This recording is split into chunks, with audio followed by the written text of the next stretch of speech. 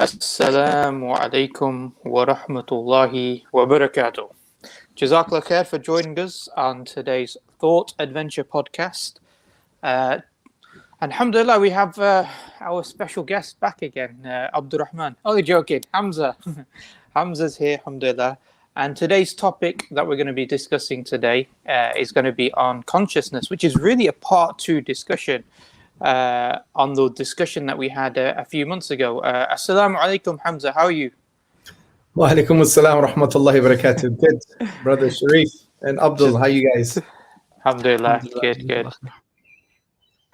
Hamza Tzortzis has done lots of work and discussions, and he's done his master's and essay thesis on the topic of consciousness and the hard problem.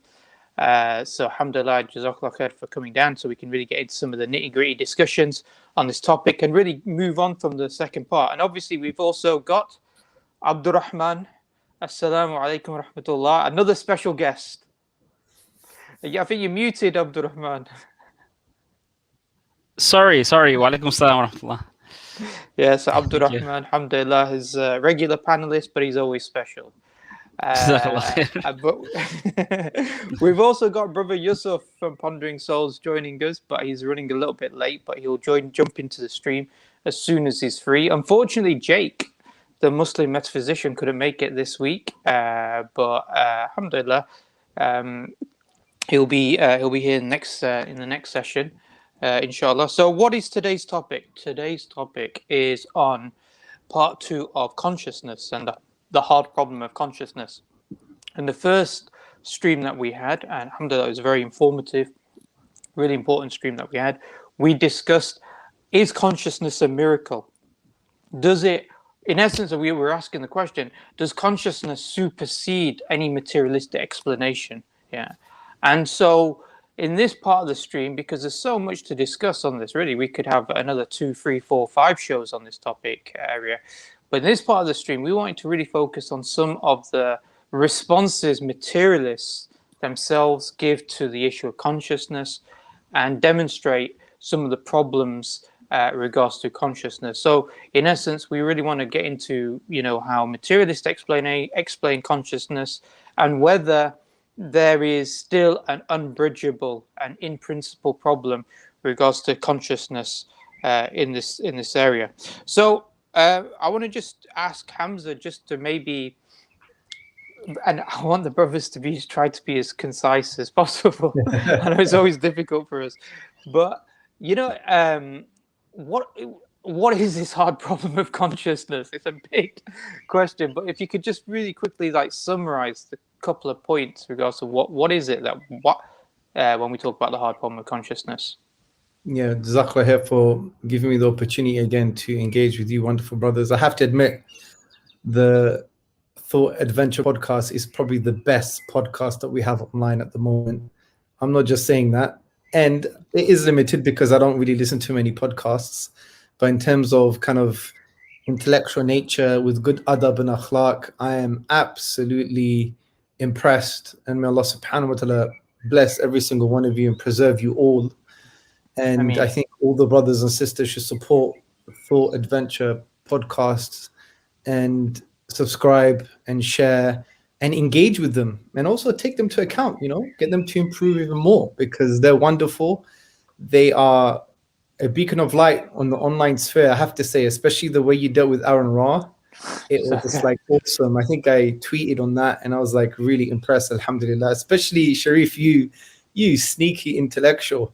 The way you're like a smiling assassin, man. You just digged in that intellectual dagger and he was completely finished. Like the way you anchored off the principle of sufficient reason and you basically got him to understand it from the perspective of science as well. And then I was really impressed. Jazakallah khair, brothers. You guys did really, really well. And the adab and the patience. And we have to elevate our game in the dawah, The online sphere, unfortunately, has become a kind of ego fest. And we have to be very, very careful about that. And, the famous, well, I don't know if it's famous, I just found out about this hadith a few months ago, I think. Sahih hadith, I believe. And I'm paraphrasing. And it's that fame and wealth are more dangerous to one's religion than two free roaming wolves amongst sheep. And the online sphere obviously is a platform to gain wealth, but significantly from a DAO context, fame. But yet we just push people and we give people platform, and we have to be very, very wary. So may Allah bless you guys. So let me answer the question. I do apologize. The hard problem of consciousness is the problem of experience. And there are two main questions that basically summarize the hard problem of consciousness. Question number one: what is it like for a particular organism to have a specific inner subjective conscious experience?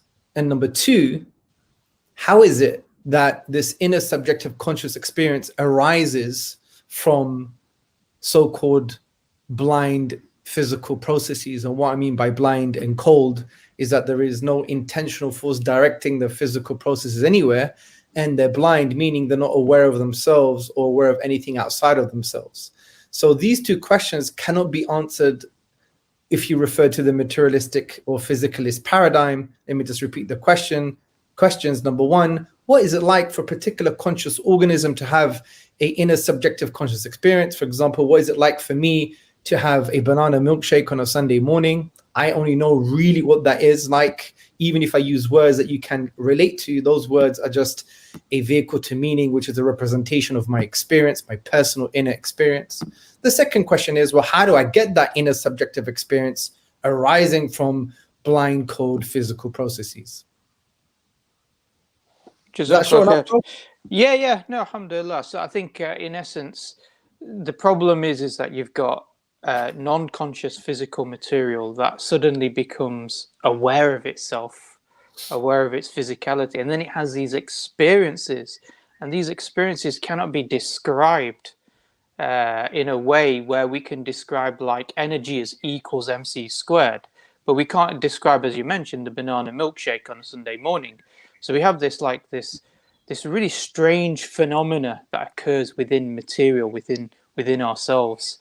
Abdul, I don't know if you wanted just to add to that in terms of, just very briefly in terms of touching upon what this hard problem of consciousness is about, because I think a lot of atheists and, not just atheists, but a lot of people tend to think it's just, quite a simple question,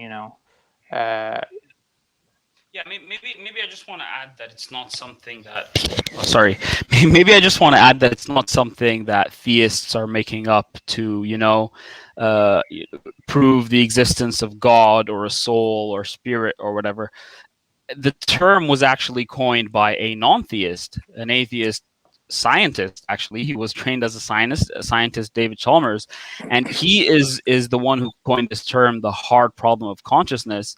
And he takes a very strong stance on this. He believes that consciousness is an in-principle problem for materialism, in the sense that it's not just a problem that, requires us to do more science in order to solve. He regards it as an in-principle problem for materialism as a whole. That's why he himself has adopted panpsychism. He's not a theist. He's a panpsychist, and I think that's very important to point out, because a lot of people think that theists try to make a big deal out of it, when in fact the term itself wasn't even coined by a theist, and it's very commonly discussed amongst atheist and theist philosophers alike. Yeah. But do you not think a lot of theists, really jump on this one, this discussion of consciousness, because they think, we've got one up on the atheist materialist. Well, it is a problem for materialism, really, because if there's anywhere you're going to go to defeat materialism, then really the most obvious place to go is consciousness. So there's that. Of course, a lot of theists. I mean, you could say that a lot of it's not that. Assalamu alaikum, Yusuf. You could say that that theists sometimes would make unreasonable inferences from it, maybe, or argue against materialism in an unreasonable way. So I mean, you can have a correct conclusion, although your reasoning is wrong. But the gist of what I'm saying here is that this is a serious problem for materialism. Like, materialists themselves acknowledge the seriousness of this problem to the extent that they desperately take measures that we're probably going to talk about here throughout the stream, like eliminative materialism. Consciousness doesn't exist. Mental states do not exist. So it's clearly a problem for materialism, and it doesn't really need for us to make a big deal out of it. It is a big deal. Right. Hamza, Jazakallah khair, Yusuf, for joining us. Yeah, sorry about Assalamu that. alaikum. No I was worries. laid down with my daughter just for about half an hour. She was just like that, waiting for her to pass out, and then finally, right at the end, she. Alhamdulillah. Really, just to move on really quickly, because we do want to get callers to call in, so we do want to have a discussion with our audience. But just to move on really quickly then. So, Hamza, what are the sort of the major positions in the philosophy of mind? Because obviously this whole topic area is about the philosophy of the mind. So what are the sort of the major positions that we can have or people have proposed? Yeah, I mean, the reason we're talking about philosophy, not like neuroscience or empirical theories, is because all of these empirical theories and the neuroscience itself are based on key philosophical assumptions. This is well known. Like you could read Anthony Ravoncio, Monzotti Moderato, Rex Wilson, and others, and they all agree and they all affirm that you have empirical theories or empirical investigation and neuroscientific or neurobiological experiments.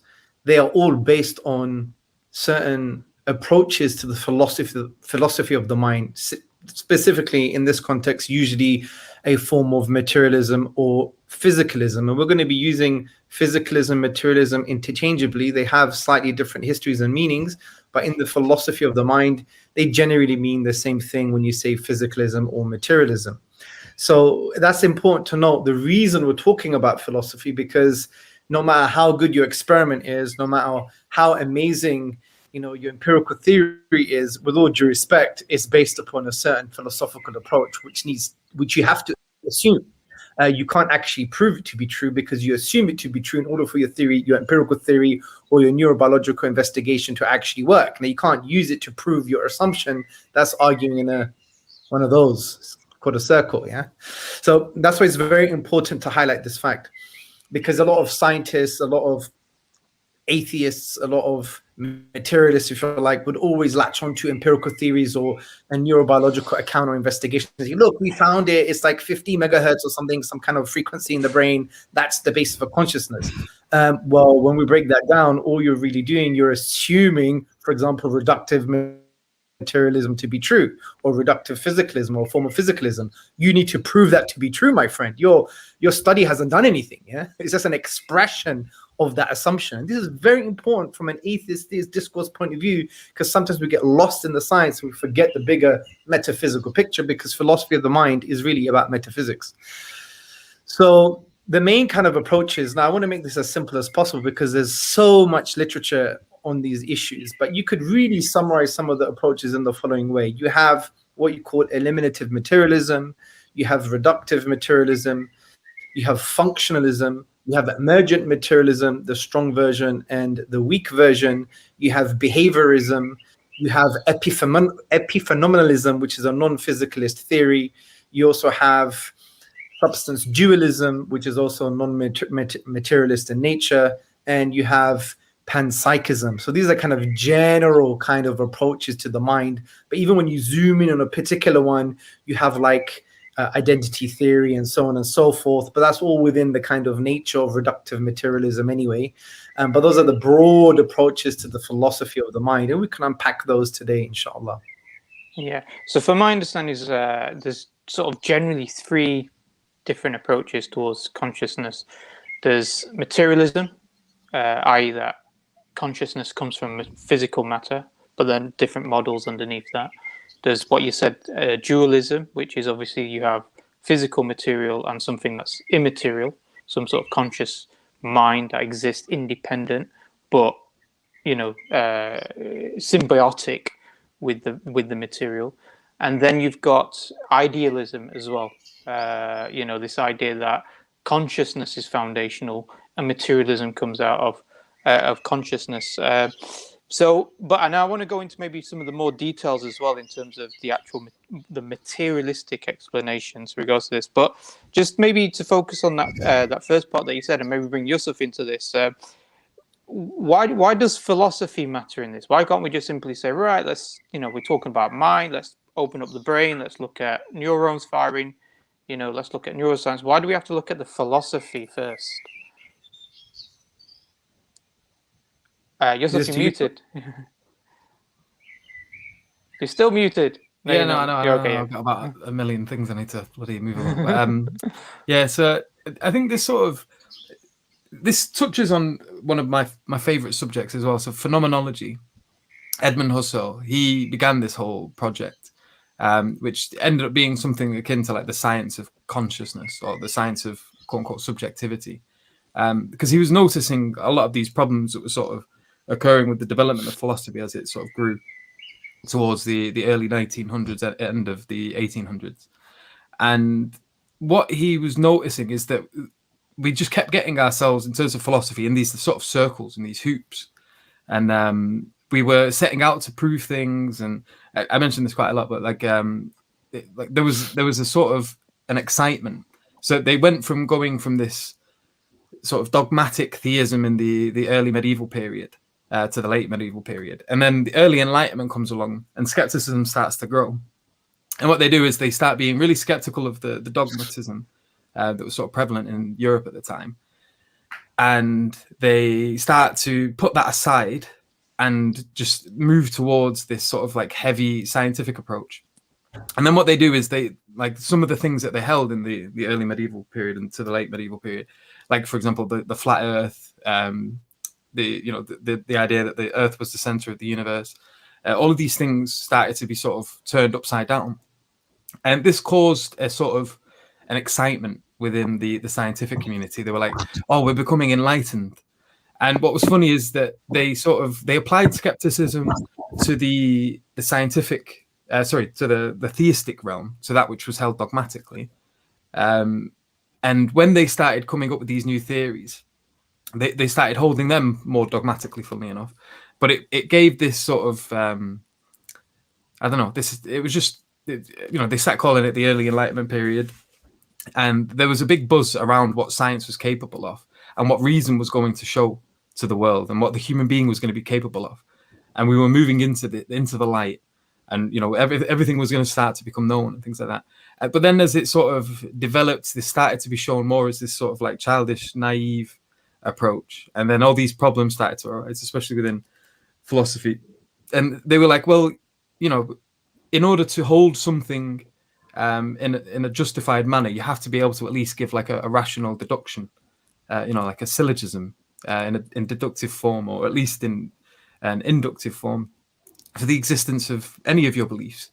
And then they were like, well, we'll start off with the external world. And then that kind of devolved into sort of idealism and then realism, and a combination of the two. You end up with like transcendental idealism moving on into Kant.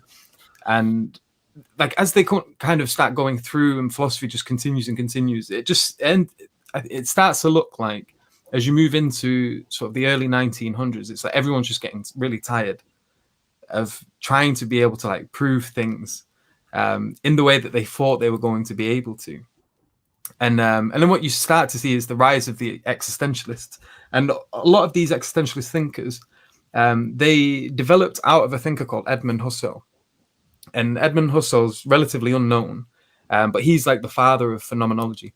And he ends up sort of starting this philosophy of consciousness, where he talks about the issues with all of these sort of presuppositions and assumptions that everyone holds in the scientific community, and how we need to sort of step away from that and go to what is foundational, go to what is the first thing, that which is, at the beginning of all endeavor or all inquiry, which is the conscious experience. And so he starts to build this up, and then you start to see a lot of things like philosophy of mind develop out of that, and then more problems sort of going back and forth. Hamza's going to be much more glued up on that than I am.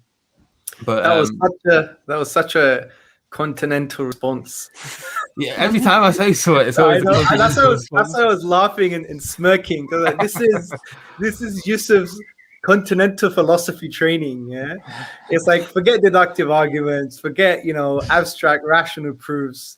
Let's talk about the experience of experience, the phenomenological aspect. Yeah, that was like a long way of answering the question, but I like it. But you have that continental dig at you, bro. No, every time, bro, every time. But it gives people, because I think what's important here is to sort of mention the historical development of these problems, and how they build up, and how there's a lot of excitement that appears out of something, and that makes this sort of bubble inflate, and then something happens and it pops. And deflates, and you sort obviously you can even see that in today. You have the development of things like the postmodern philosophy, where everything is up for grabs now. Everything is up for deconstruction. Everything is up to be doubted. There is nothing should be held at all. Almost it moves towards this creative endeavor, where things such as everyone was holding, even things like gender, all of these things are being questioned. Not one thing is being left unprobed. I think the issue about phenomenology. Phenomenology.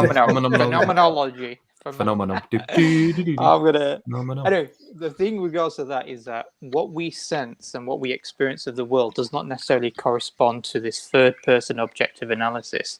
And I don't know who it was, but somebody gave the example that when you look at a table, you see this solid structure, but when you discover from physics about the nature of a table, is that most of the table is empty space. It actually exists mainly as empty space, and when you touch the table, the thing that's keeping the table up are the forces. So it's these invisible forces that are keeping these things up. So you have this third-person objective analysis of things within the universe, and then you have our experiences of the universe itself. So we don't really experience table as being mainly empty space. We see it as a solid object. And so when it comes to the issue of science and philosophy in regards to the idea of the hard problem of consciousness, I think I gave this example last time. Is I was speaking to one non-Muslim atheist, and he said, "Here, let me show you thinking, a thought," and he showed me this neuron growing and the dendrites and connectivity. So I said, "Well, what's that?" He goes, "That's a thought." I go, "Well, how do you know it's a thought? Yeah, how do you know that is an actual thought?" And he goes, "Well, that's what happens in the brain." I go, "Yes, but how do you know it's a thought? Because you have to come with certain axioms, presuppositions that the neurons and the connections of the neurons are what's causing thoughts in order to make that." Now, a lot of people, whenever I talk about this, a lot of atheists are like, no, they just don't get it. No, we can do this with the brain, we can do that with the brain. But ultimately, that point, which is you have to sort of assume certain things on a physicalist paradigm, that what we're seeing, what's occurring in the physical brain, is what's actually causing, not just correlating, but causing the conscious experience. Because neurobiology is a science of correlations, and even if they were to map out everything in the brain and they could correlate to, for example, you having a strawberry on a Sunday morning with some cream, all they've done is they've shown that when you have strawberry and cream on a Sunday morning, this happens in your brain. Now, when they say now that is your conscious experience, that's making a massive inference and leap which they cannot make, because they have to now show that actually what is in your brain is that conscious experience. All you've shown is when you have that particular conscious experience, you're having this electrochemical activity happening. That's all you can say. But now for you to make the logical leap and say, well, it is identical to that, there's a massive problem. And even if they were to claim that was the case, they would still have to try and unravel the massive problem, which is, well, how does this subjective conscious experience arise from that blind cold physical process? But to answer your question, without going into like the history of philosophy and the history of the world, Professor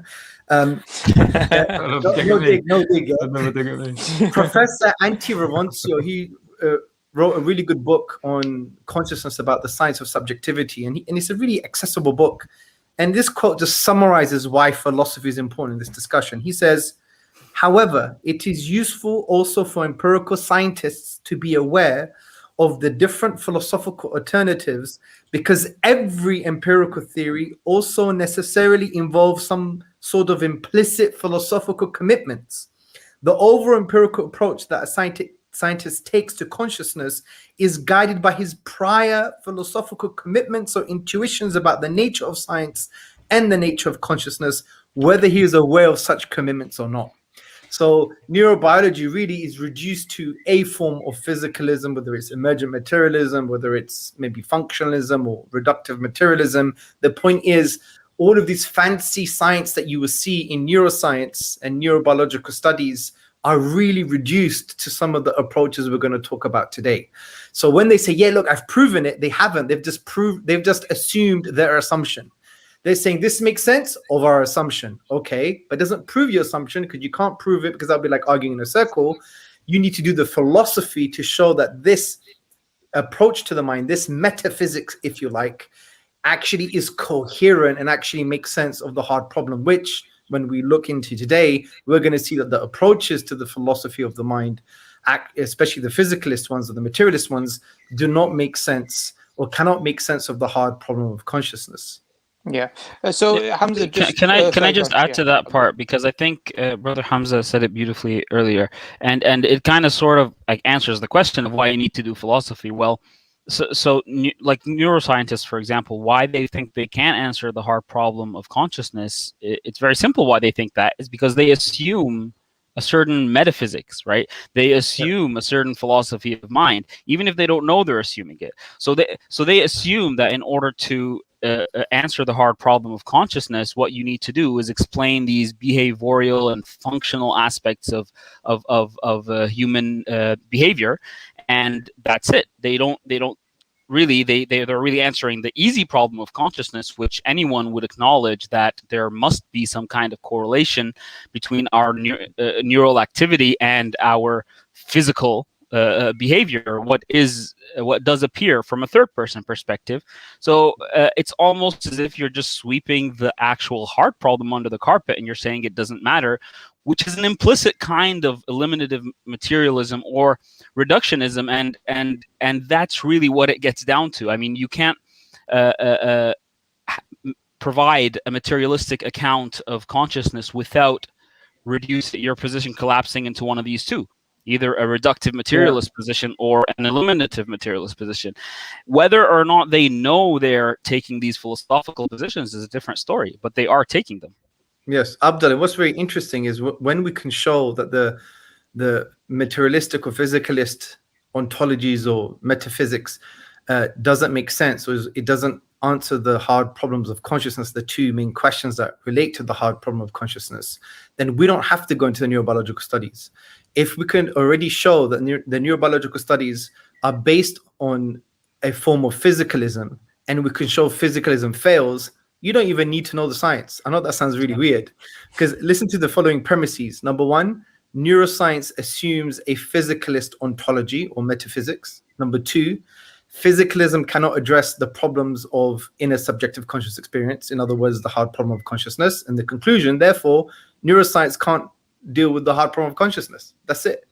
So it's like a really easy philosophical route of just bypassing all the philosophical, all the neurobiological mess.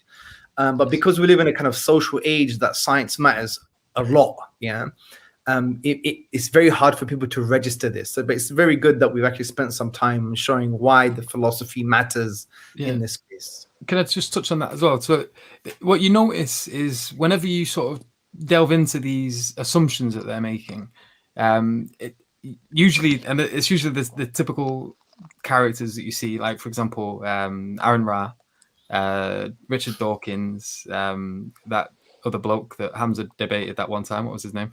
Lawrence Krauss. Lawrence Krauss. He's the one. They're always very dismissive of philosophy, and they'll usually say the only kind of good philosophy is philosophy that happens to agree with everything that they're already saying. And it's cheap because they're always talking against theistic dogmatism.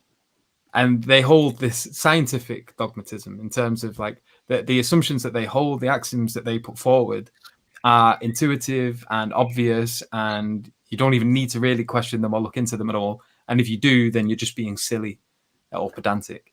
Which really isn't the case. Let's be honest, Yusuf, some of these characters are some of the most ridiculous, incoherent characters that have emerged on the web. I don't know how they get away with it, with all due respect, especially Aaron Ra's performance on the Thought Adventure podcast, I think he should quit. He should quit and he should stop doing what he's doing. I mean, he's definitely funded. I think he's already said that he's funded. So, follow the money, man, because, even saying that they reject philosophy and the statement that you made was a philosophical statement anyway. Yeah. Exactly. So they can't run away from philosophy. It's going to bite them in the logical posterior in some way. But anyway, let's... Cool. Just so to move on really quickly. So, Hamza, what are the major physicalist/materialist theories of the mind? Yeah, so I think we just touched on it very briefly. So you have eliminative materialism, you have reductive materialism, you have emergent materialism, you have behaviorism, and you have functionalism. So these are the kind of main type of materialist ontologies. And within them, there are kind of things that branch out. But if you focus on the main conceptual framework, hopefully we'll be able to educate the listeners to be able to understand how to deal with them, at least on a basic conceptual level. I don't want to get too deep into these issues because you could even, as you can imagine in the academic literature, you have like the phenomenal concept strategy. And if you zoom into that, there's a massive discussion and we'll be here all day. As you said, we could spend at least maybe even 8 to 10 sessions on these issues. So let's basically structure today's podcast around the kind of, the basic conceptual framework for each ontology. So you have eliminative materialism, reductive materialism, emergent materialism, functionalism, and behaviorism. These are the kind of basic approaches, physicalist approaches to the philosophy of the mind. And again, just to repeat, if people just jumped on, physicalism and materialism are used synonymously in the philosophy of the mind. They have slightly different histories, slightly different meanings, but in the philosophy of the mind, it just basically means physicalism, which consciousness can be reduced to in some way or is identical to in some way to physical processes, but not necessarily bits of matter. I think they've moved away from the bits of matter issue, especially since the hard problem has given them a bit of a headache. And it's very hard to find an academic who's a traditional materialist, although you do find people online who are traditional materialists for sure. So those are the kind of overall approaches, and we could basically unpack each one maybe. So that was going to be my next question. So let's go to the first one then. Eliminative materialism. Yeah, so eliminative materialism basically argues that everything can be explained by physical processes, okay? And they basically state that phenomenal consciousness doesn't exist, meaning subjective consciousness is like an illusion. It just doesn't exist. So what they're saying is that the brain is made up of like neurons and neurochemical processes. And once you explain these processes, you're actually going to explain away consciousness, right? So you hear this a lot in very basic textbooks that eliminative materialism asserts that the kind of old ideas of folk psychology that we talk about, it refers to consciousness, will be made redundant because we're going to now find a matured scientific process. We're going to find a mature neuroscience that's going to replace folk psychology. I think I remember, and this may be true, I need to find out a reference for this. There was an eliminative materialist that was teaching their children not to say love anymore, but to say, there is a so-called frequency happening in, this area of my brain. It was ridiculous. Like, honestly, I don't know what's wrong with these people, honestly. Anyway, so basically what they're saying is neuroscience will replace the subjective consciousness, the kind of folk psychology with, I'm quoting, neuroactivity in specialized anatomical areas. Now, what is the kind of motivation for this? The motivation is that, as science improves and science gets better, it's going to replace our old understanding, our folk psychology of describing these kind of conscious phenomena. And we're going to use a neurobiological, objective, third-person type of language. Now, there's two ways to refute this, in my view, and brothers, please jump in. The first way to refute this is, well, hold on a second, you're not really answering anything. You're basically, pushing away, you're brushing aside, you put under the carpet the two main questions that we have to answer when it comes to the hard problem of consciousness. Why am I having this subjective experience, right? even if it's, you know, some kind of frequency in the brain or electrochemical activity, I still want to know why I'm having this inner subjective experience, and why, what makes it so, meaning why do I have this inner subjective experience arising from cold, blind, you know, physical processes? You know, these processes are not, what I mean by blind is that they don't have any intentional force direct them anywhere, and they're not, and they're blind and they're cold, meaning they're not aware of themselves, aware of anything outside of themselves. So you're just brushing away the questions related to the hard problem of consciousness, which one would argue is a first person fact. Who's going to deny pain and falling in love or hating someone, or, you know, who's going to deny things like, you know, the beautiful taste of a really nice organic strawberry with some cream, man? Who's going to deny that? That's a beautiful experience. So that's one way of doing it. The second way of doing it is what Frank Jackson and Philip Petit argue, which I think is quite smart.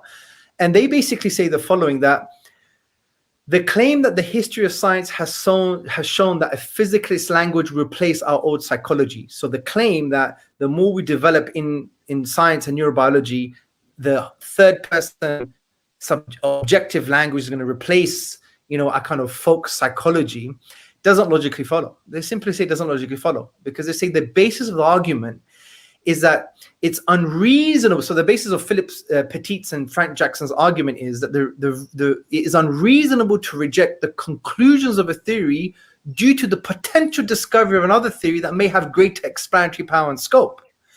It's unreasonable. Why? Number one, you're assuming that that's going to be the case. But even if it is the case that you'll have a better scientific theory that basically has greater, is more comprehensive, has more explanatory scope, if it does get replaced by that, it doesn't now mean that the weaker theory is untrue.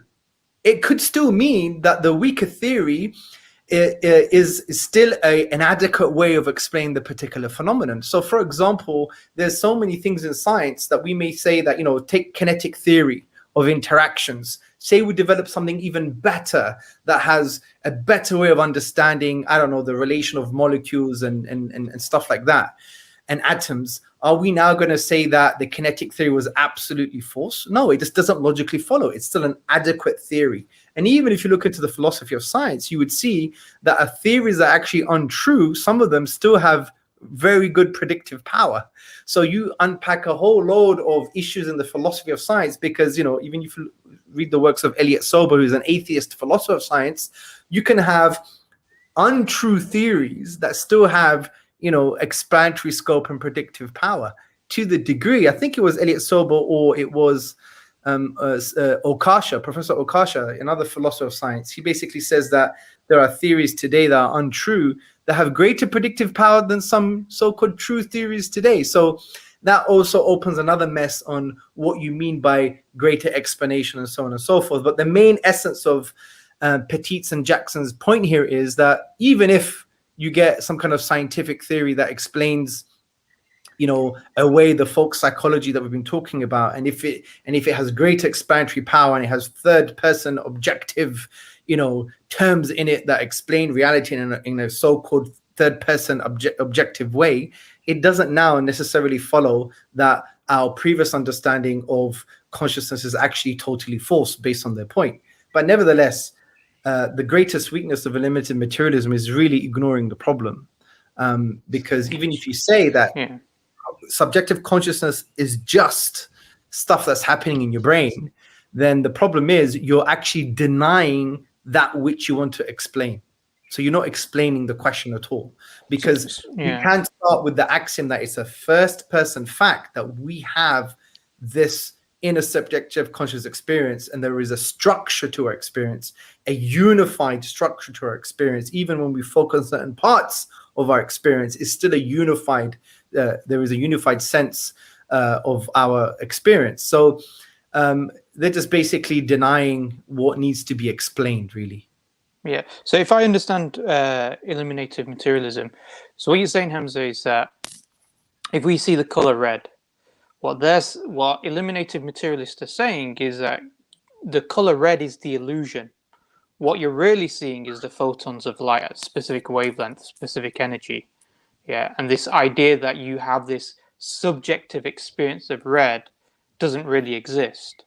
But what you've Yes. just said is, okay, fine. Even if you want to have that as an explanation, you're not actually explaining why you see it as a color red. Yes, exactly. Yeah. Beautifully put.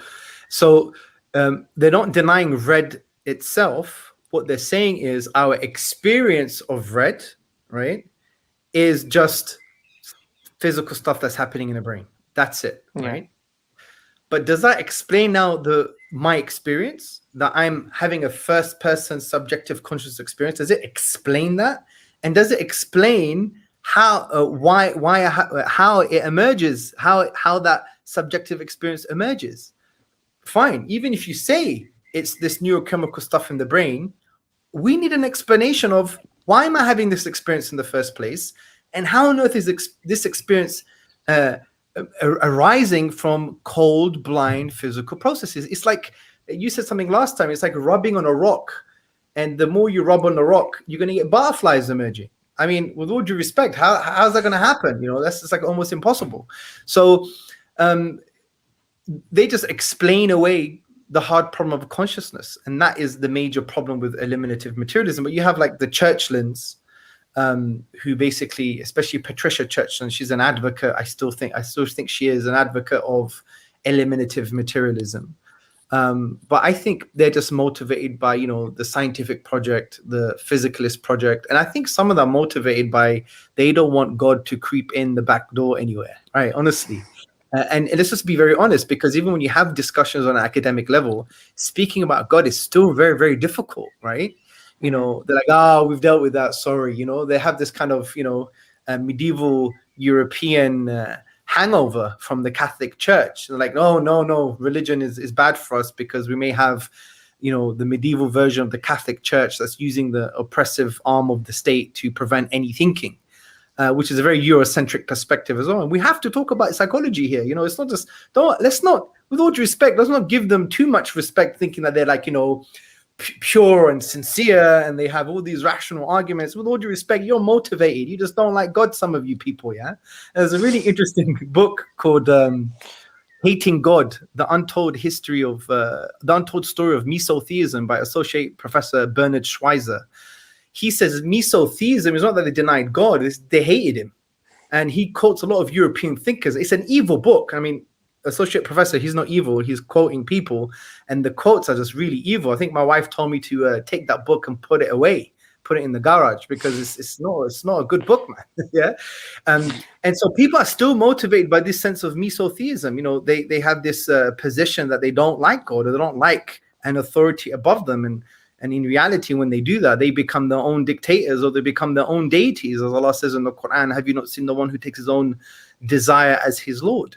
So we have to also appreciate there are psychological reasons for why people want to develop these theories. Is because some of them just don't like the idea of God. They got this kind of, you know, Eurocentric post-Catholic hangover or something. I don't know. But anyway, so yeah, you're right. The way you put it was much simpler. Jazakallah khair. That's what it is, really. They just say, and even if the subjective experience is something in the brain, and they say, you know, it's these chemicals, electrochemical activity or neurobiological activity, well, you're not answering any of the problems of the hard, any of the questions of the hard problem of consciousness. So what they have to do is deny the hard problem of consciousness, or deny the fact that we have a first person fact, a first person experience. There's more that I want to talk about that, but because of time and because we want to try and bring in the guests, I want to quickly move on. Abdul, what is reductive materialism? Okay. Can I say something real quick? One sentence about eliminative materialism, because as bad as all that Brother Hamza just laid out sounds, as bad as it all sounds, honestly speaking, I think it is the most consistent materialist position. Because what options do you have, really? Because if you say that the conscious experience, the first person subjective experience, is identical to the neurons and whatever physical thing you're going to posit, that doesn't make sense. You're saying the subjective experience is the matter. They reject all kinds of emergentism because they realize, again, what problems those views come with. So I think the only consistent view on a purely materialistic worldview is to adopt some kind of eliminative materialism, but then obviously it comes with all these problems. It's seriously absurd. I mean, you're denying that you have an experience. So yeah, reductive materialism, on the other hand, is basically the idea that you want to reduce everything to its basic material components. So everything is reducible to like, for example, there have been throughout the history of science, you've had many concepts that have been reduced to their more fundamental constituents, right? And the deeper you go, the better your understanding of whatever phenomenon you're trying to explain. And now the idea is that you can reduce consciousness to its material constituents is radical because of what I just said about identity theory, and the fact that if you are going to reduce it, you're either going to end up with eliminative materialism, which is what Brother Hamza just explained, a complete denial of subjective experience. I am not having a subjective experience right now. And I think that last part that Brother Hamza said, ignoring the problem altogether, is the best option because of how just absurd it is. I mean, just giving an incredulous look does the job for me. And the other option, you're not going to escape identity theory. So it's between identity theory and eliminative materialism if you're a reductionist. There's no way around it. And I want to say just one important thing, because there's a lot of fancy language going around and all these theories with very fancy names, you know. Yes. The computational theories like attention schema theory, integrated information theory, they come up, there's these really intimidating names, but there's no escape. In principle, there's no escape from the problem. The more, if you ask the right questions, it's going to reduce to either an identity theory where the person is telling you that the neural activity is the conscious experience, or eliminative materialism where they're going to tell you that the subjective experience is an illusion. It doesn't exist. And an example of that is attention schema theory. And a lot of people don't realize that. So they hear all the theory around the you know, the ideas around the theory and how, you know, information and you know, how the brain works with attention and signaling and stuff like that, and try to provide an account for it. But then when you ask further questions, but wait, what is that subjective experience? And it's going to come down on many of these computational theories to the idea that it's not there. It's just something the computer is telling itself. Right. Yeah. So no matter how fancy and complicated the theory sounds, guaranteed that it's going to reduce to either eliminative materialism or this reductive view of identity theory. The difference between reductive materialism and limited materialism is that reductive materialism accepts that there is consciousness, and they say it can be reduced to in some way, but not necessarily to individual components. It could be like, you know, maybe a complex physical reality or something. So you're right. So it's all motivated by science here. So for example, when they heard, you know, historically when we said heat, the idea of heat from a scientific perspective now means mean kinetic energy of molecules, right? For example. So similarly, from this perspective, they will say neuroscience will replace words like love with a neurochemical equivalent. Yeah. So they are reducing phenomenal experience in a subjective conscious experience to physical processes, but they're not denying that you have in a subjective conscious state. That's the subtle difference between reductive materialism and eliminative materialism.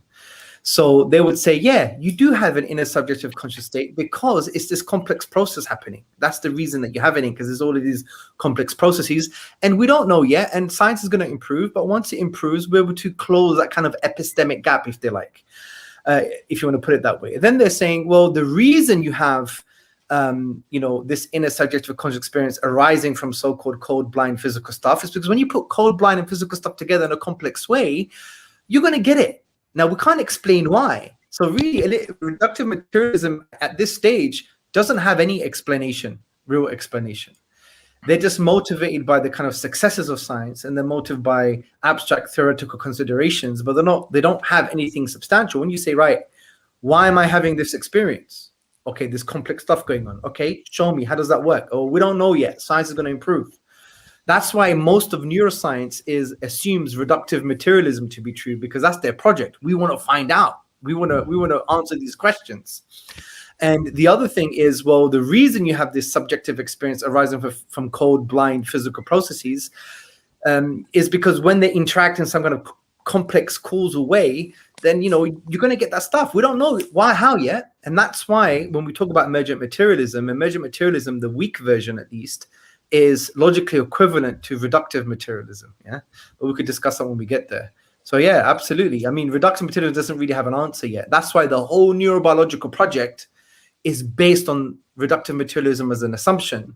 And that's what they're continuing this project, which I think is a failed project because it's not an issue of science. Because think about this. Look at my brain. If you could map out all of my brain, and every time I have a specific conscious experience, in a subjective conscious experience, you just have all the electrochemical networks going on. You can map them all out.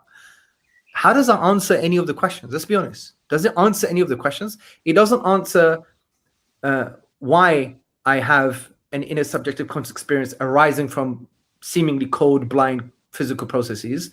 And it doesn't answer the question, what is that particular conscious experience like? Which is the key part of the hard problem. Even if you can map out all the neurochemical pathways and all the neurobiological activity and correlate it to my specific conscious experience, just by looking at that electrochemical stuff, how does it follow you now know what it's like for me to have that specific experience? So reductive materialism is a joke. That's why Anti-Revontio, he says something very cool. He says, still, it seems clear that to talk about neural firings, activations and deactivations in different brain areas or oscillatory synchrony in neural assemblies is not at all the same thing as talking about feelings of pain, sensations of color, passionate emotions or inner thoughts, and never will be. What is being left out is, first and foremost, the subjective aspect of conscious mental events. Maybe the way, if I understand this correctly, then the way I sort of analogize this is that we can look at phenotypes within organisms, and we can map phenotypes very clearly to a genotype, to genes, to DNA. And if we know that, if we've done the decoding of the whole of the DNA, the genome, we're able to say, okay, if we've got this, this, and this gene, we're going to have this, this, and this physical type or attribute. We can reduce the physical traits to very clear genes within the DNA. What it seems like is that what they're trying to do with this reductive materialism on consciousness is say, we can say, right, this particular conscious experience can be reduced to this, this, and this particular pathway, however complex or whatever it is, but it's reduced to that. But the problem that you're saying, Hamza and Abdul, is that you're saying, well, even if you try to say it's this, this, and this, if you just had the physical aspect, what they've reduced it to, you can't make any predictions as to what the experience would be. If I had the genes, I could make predictions of what the physical traits of the animal or the organism is, the phenotype. But I can't do that when it comes to saying, okay, these types of neurons within this particular complexity is going to give rise to this first-person subjective experience.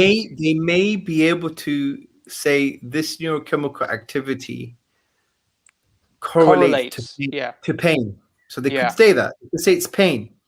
But could they say, what is it like for Sharif to be in pain?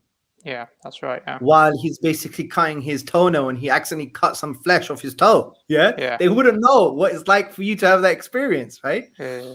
That's the first problem. The second problem is they won't even be able to answer how that inner subjective conscious experience arises from seemingly cold, blind physical processes. And just to remind the audience, cold meaning those processes are not aware of themselves, aware of anything outside of themselves, and blind meaning there is no intentional force direct them anywhere. That's the kind of physicalist ontology. How can you have inner subjective conscious experience coming from that cold, blind stuff? So it's right, but just a slight adjustment from that perspective. So maybe a way to look at this is that you do have certain human beings who are born without pain receptors, and if you can say, right, okay, if this is a guy's like a super neuroscientist, and he's able to say, okay, this person, he has these particular receptors, nociceptors, I think they're called, that triggers this particular thing within the brain. He can't just from looking and studying of the receptors and the neurons understand what it means to feel pain, because he's never felt pain. Yeah. So whereas, I don't need to have a particular protein in my organism in order to say, well, these genes are going to code for this particular protein. I can understand that. Yeah. Yeah, So I think Sharif, if you could yeah. think of it in terms of like Laplace's demon, right? When he says that if there's this super powerful, all-knowing demon that knows every single atom and natural law in the universe, he could predict the outcomes of whatever physical system, right? But then, if that kind of demon, وَالْعِيَاذُ بِاللَّهِ, had access to all like the neural chemical breakdown of your brain, in principle he couldn't possibly predict some kind of consciousness, unless because that's the thing about first person subjective experience. He can predict what the complexity is going to look like. He can predict the way the neurons are going to behave. He can predict the interactions and the increase in complexity. He can predict all of these things, but in order for him to predict a subjective state, you'd have to presuppose that he has that very subjective state. I mean, that's the thing about first-person subjective experience, that you don't have access to it from a third-person perspective. That's what makes it so difficult. That everything in science, like even emergent properties, when you talk about weak emergence, like wetness from water, for example, or the softness or hardness of materials from their fundamental constituents, it's reducible in the sense that if you know everything about the way it works, it's perfectly explainable in physical terms. There's no qualitative leap from the interactions between the physical components and the property that emerges in weak emergence, right? It's perfectly reducible. But in the case of consciousness, it's a very different story. You can know every single thing about what's happening in my brain right now, yet the subjective experience is just it's just a qualitative leap to say that you can map those two.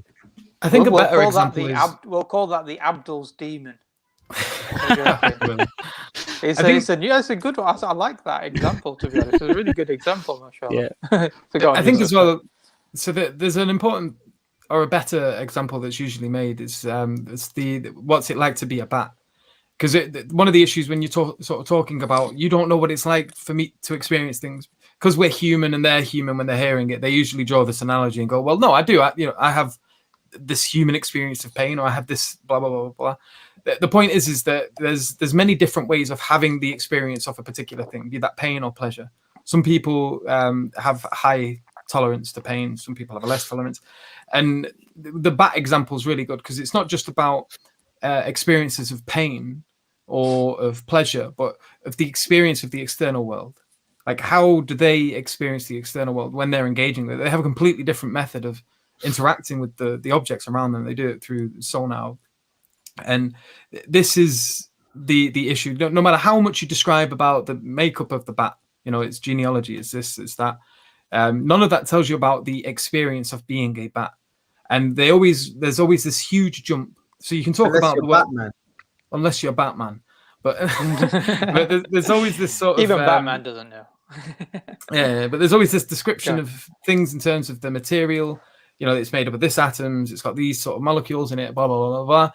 And then there's this huge jump to... And then this gives rise to consciousness. And they try to make it sound like it's not as much of a jump when they're trying to talk about neurobiology and reducing conscious experience to what's going on in a brain and what's happening with the interactions of neurons. And they make it look like it's that much of a jump. But the reality is it's like, it's one hell of a leap. It doesn't explain things. It's not equivalent to, say, for example, how they try to explain how burning happens on a material, where they can describe it in terms of, these atoms and electrons are moving and blah, blah, blah, blah, and this happens, and then what happens is this releases certain chemicals or whatever from this material, and then that leaves behind only carbon or whatever. And that is a much more in-depth experience of the interaction of one thing with another and the processes or the consequences of the things that arise out of that reaction. That's not the same as when they try to reduce all of the conscious experiences that can and are being had to the material realm. Yusuf, like Thomas Nagel, he wrote his famous 70s paper on about what it's like to be a bat, and he basically ironed out from the beginning that science is third person fact, conscious experience is first person. They're just you can't use one, you can't use the third person to try and find out the first person. But on your point, I think we talked about this before you came, which was even if they try and say, oh, I'm human too, the point is if I use words like sweet or painful or slightly painful or a little bit sweet with a little bit of, I don't know, bitter undertones, if I express and explain my experience as best as possible with language, it doesn't take us anywhere, because language is a representation of meaning. It's a vehicle to meaning, and meaning is a representation of my inner subjective conscious experience. So you would have to assume that you're sweet in the way you're describing it in a particular way is exactly the way he's experiencing it too, which is impossible just using language. Well, this gives rise to that whole problem of like when you say your experience, it's what is it? Wittgenstein's Beetle in the Box. Have you heard of it? No. It's such a beautiful example. Basically, he says we have all of these ideas, and we're all. But what's beauty for you, bro? What is beauty for you? Well, we're gonna find out now, aren't we? So he talks about this. He says we grow up and we're taught these concepts or these words, and we associate them with particular experiences. And he says he gives the example of a beetle in a box. He says every time someone is born, they're given a box. And on the box is written the word beetle, and they're told inside their box is a beetle, but they're not allowed to show anyone what's in their box. They're the only ones that's allowed to look inside. And so everyone's looking in their box, and they're all talking about this beetle in a box. And they have meaningful conversations with one another, and they're able to hold conversations, and they feel like they're all talking about the same thing. They feel amazing example. Yeah. And then he says, but if you were able to look in each person's box, it is very possible you might find something completely different in every box. And you link this to like the experience of red. So I grow up, I have an experience of this color here, and I call this red because everyone else sees what I experience as red, and they refer to that as red. But it doesn't follow from that you have the identical experience. So you might be seeing what I call purple when you look at that, but you've not been told to call it purple. You've been told to call it red. Yes. And so you see purple and call it red. I see red and call it red. And then we just have no way of being able to jump from one mind to the other to map them side by side and make sure that the experiences are themselves identical. You might be able to look in terms of the neurology and say, oh, well, these neurons are being fired here and these neurons are being fired here. They look identical. But it doesn't follow from that. The experience is identical.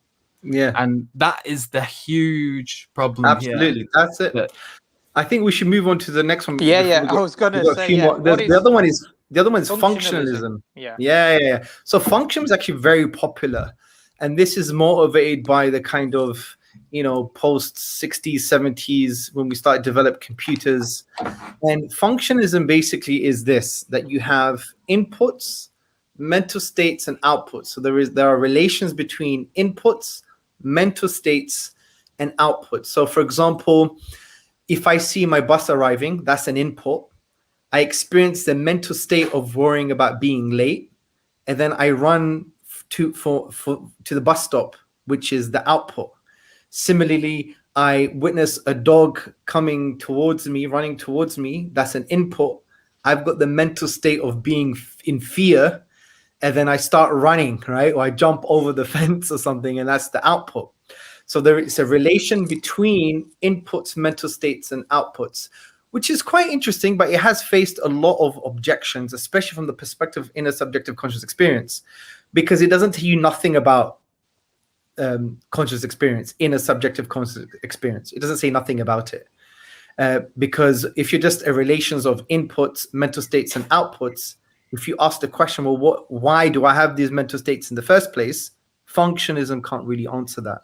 And if you were to ask the question, what is it like for me to have that particular mental state? They'll be like, look, we're just about relations, mate. We're just about inputs, mental states, and outputs and how they relate together. you're going too deep for us. We're functionalists here. And that's why functionalism really, they moved away from the hard problem of consciousness, and they wanted to solve more practical kind of problems related to consciousness, which are known as the easy problems or other problems with related to consciousness. So if you were to know all of the inputs and all of the outputs and all of the mental states and know how they relate, it doesn't answer the two questions of the hard problem, which is, what is it like for a particular conscious organism to have a conscious experience? And why do I have these subjective experiences arising from seemingly cold, blind physical processes? Okay, cool. To move on, because I know we want to try and get the guests in as well, or the audience members. But what is, Hamza, what's emergent materialism? It seems to be this term that keeps to be bandied about a lot, not just in consciousness now, but I've seen it, causality is emergent from the physical state of the universe. So yes. But in consciousness, what do we understand by emergent? It's a spooky magic, bro. That's what it is. I knew That's honestly a lot of emergent materialism is spooky magic. So generally speaking, you have two types of emergent materialism. You have weak and strong. So the weak form, what is it? Well, firstly, what is emergent materialism? Emergent materialism basically says that you can have a new property that doesn't exist in the individual processes or physical stuff, okay? And it can emerge as a result of the individual process and physical stuff in a causally connected in a complex way. So you have all these physical processes or physical stuff complex in a complex causal relation, and from that it emerges a property that cannot be found in the individual physical things or the individual physical processes, but because they come together and they interact in such a way, it's like hocus pocus, man. That's what it is. Yeah, it's hocus pocus. Now, the weak version of emergent materialism really presupposes reductive materialism, because what they're saying is, we don't know yet. We're going to find out once we unravel all of these physical processes and all of these complex causal interactions.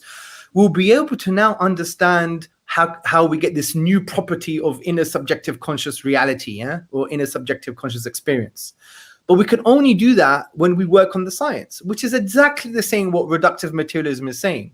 It's the same thing. You assume reductive materialism to be true because once the weak emergent materialist finds out everything about these physical processes and how they causally interact in a complex way, then what they're basically saying is subjective consciousness can be reduced to physical processes. So it's logically equivalent to reductive materialism. The strong version is we don't know. That's what it is. They just say we don't know. It's so beyond us. It's equivalent of basically putting Darwin's theory of evolution, his origins of species, in a hamster's cage, thinking the hamster's going to understand its origins. Yeah, that's what they're saying. That's a very kind of strong version. Now, they try and argue that, emergent materialism is true because look at water. You have the physical, I was thinking that.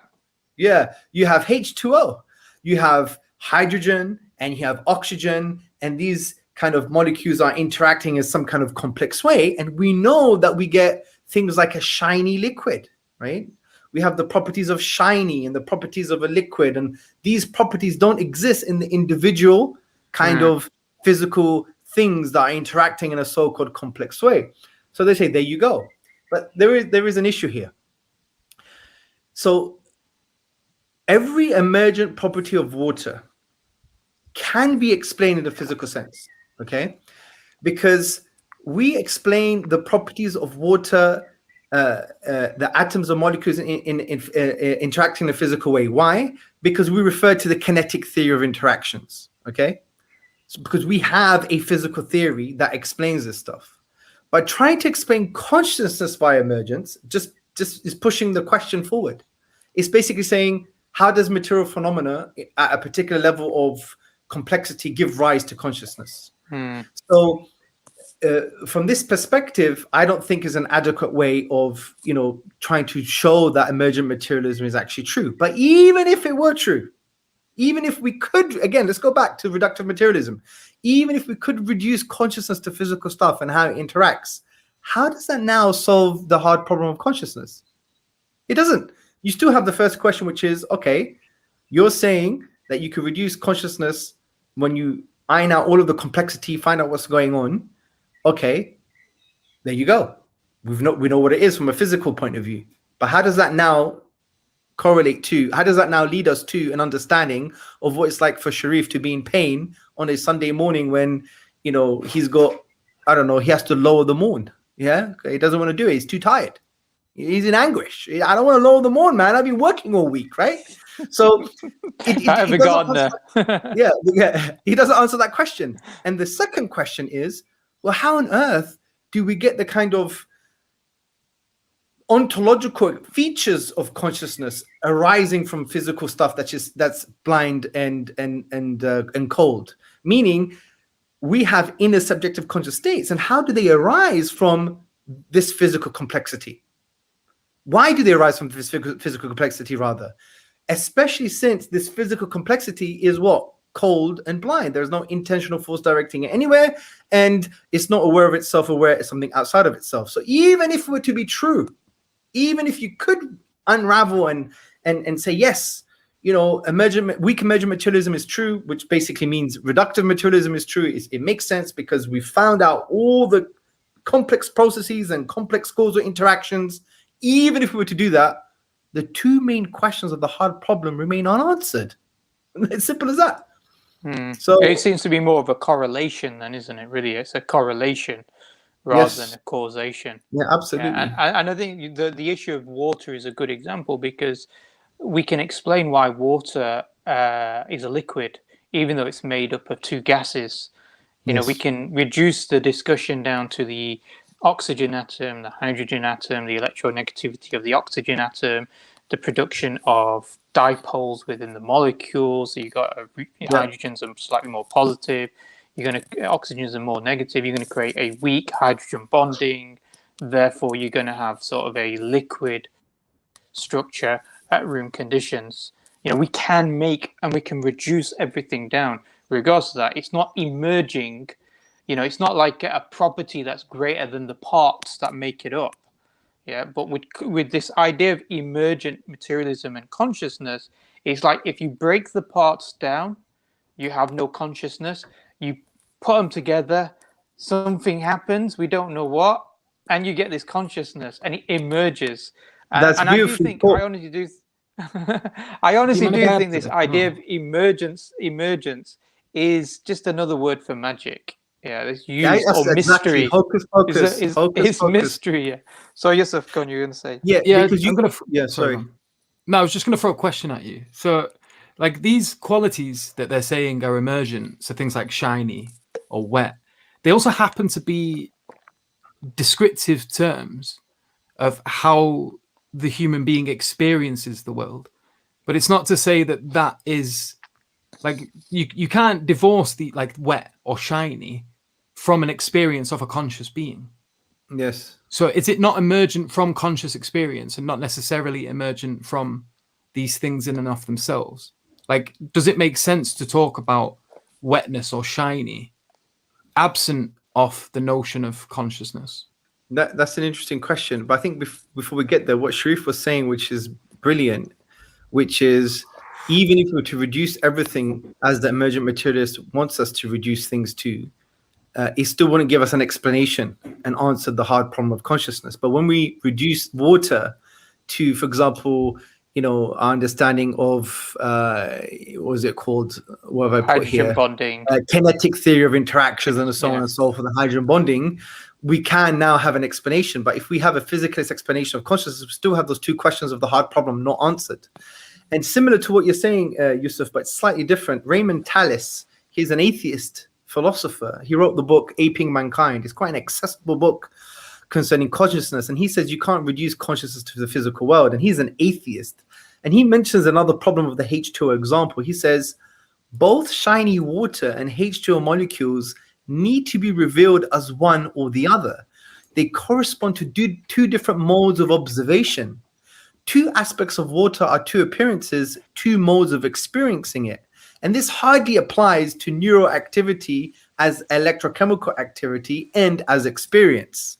So that is a very interesting way, which is slightly similar to what you're saying. But to answer your particular question, I was at the Fifth Amendment. I plead the Fifth. No comment. I need to think about it.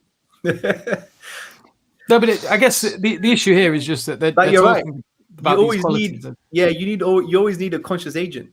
Yeah, And this is why this argument is so powerful. It's not because this is the last thing that the theists have. With all due respect, we have contingency argument, we have argument, we have the kalam argument, we have so many arguments. It's not as if we're clutching on an intellectual straw here. It's so powerful because it relates to you, the self, right? And what makes us human, and what the physicalist project, or if you like, philosophical naturalism, what it does, it removes, or it can't explain what makes us human, that we can feel and love and experience and have all of these wonderful emotions and this stream of consciousness. The reason this argument is amazing is because it relates to the self directly, right? So yeah. And I think on the materialistic view, I mean, the problem is that you're going to have to deny that innermost experience that you're having, the denial of the self, which a lot of people are doing. Like, what's his name? The very smart but not smart guy at the same time. The Sam Harris. Yeah. So he has a lot of talks, and he has an upcoming book about like where he just completely denies the notion of the self. And the problem is, and that's why I think what Yusuf was saying earlier is very relevant, that continental aspect, because this idea of reductionism and the philosophical bandwagoning that's been happening over the past 200 years because of this obsession with the idea of reducing everything to what we can observe from a third person perspective, no more phenomenological view of the world, deny anything that isn't accessible from the third person, has led us to some radical ideas, to the extent of wholesale denial of your innermost human experience, not just consciousness, free will. Like they're of course related, but then the idea of free will is out the window as well. And this is really a huge problem. The idea of reductionism is basically as dogmatic as you like, really. And it's interesting how I made this comment a few days ago, how when trying to escape certain forms of dogmatism, you go to other way more extreme forms of dogmatism. You don't escape it. You end up being more dogmatic than the dogmas you're trying to escape, to the extent that right now you're telling me basically I'm not thinking. I don't have thoughts. I mean, I've never heard a more ridiculous idea in my life, regardless of what religion or what. Yeah. So that's really what it leads you to. And the reason, what I said earlier about eliminative materialism being the most honest and consistent materialistic position, is because they see the problem and they see where it's taking you. They're like, guys, we're going to have to deny any notion of a subjective experience, because on a materialistic world, it doesn't make sense to have this subjective experience. It's literally an admission of what they're saying, of the situation they're in. Yeah. Okay. So we've still got a couple more questions that we wanted to get through, but I don't know if you guys are okay if we start to introduce some of the guest callers. Hamza, would you want to go through the rest of the questions, or? I think it's better to have conversations. Absolutely. Yeah, okay. I think that the key points, though, in terms of eliminative materialism, reductive materialism, functionalism, and emergent materialism are pretty key. I think panpsychism is something different. It sort of goes away with this idea of trying to reduce everything down to the material and just says consciousness is a brute fact. Yeah, but those are probably the key. And I think what's really important as well to note is whatever technical theories people bring, ultimately it's going to reduce into one of these categories. It's not going to be outside of these categories. Yeah. So if the category itself is problematic, no matter what model or theory or hypothesis they bring forward, it's going to be built upon this this model, this understanding. And if that's problematic, then everything else will be problematic. So I don't know if Yusuf, you can see if there's anybody. Yeah. We've got wanting to come on. Matt Bardos. Hello, Matt. Hi, everyone. Matt. Yeah. Thanks for having me on. I'm a big fan of the show. Cool. How are you finding the show today? Are you okay? Oh, I loved it so far. Fascinating. Because I'm actually want to kind of defend the monist position here, and never thought it really needed much defending, and I'm hearing a lot of arguments about sort of mind consciousness dualism here, but I never thought it really needed defending, and I'll tell you why. Because I'm an evidentialist, and every single piece of observational evidence that we have observed about a physical change in the brain, it always, with 100% of the time, equals a change in consciousness. So all of the direct observational evidence that we observe, so let's just listen: age, fatigue, nutrition or lack thereof, psychoactive drugs, physical brain damage. It happens, and then the consciousness is changed in 100% of cases. So what is the explanation for that?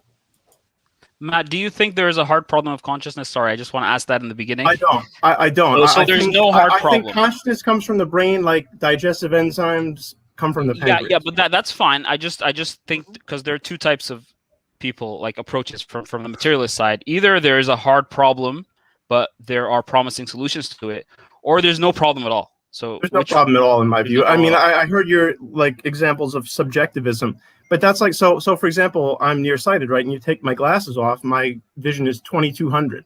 So that is a different vision than what you guys will be seeing. However, that doesn't mean that vision is not caused by the eyes. If you remove my eyes in 100% of cases, I'll be blind. So the fact that I'm perceiving things differently, I don't find that to be a problem in terms of consciousness emerging from our organ, the brain.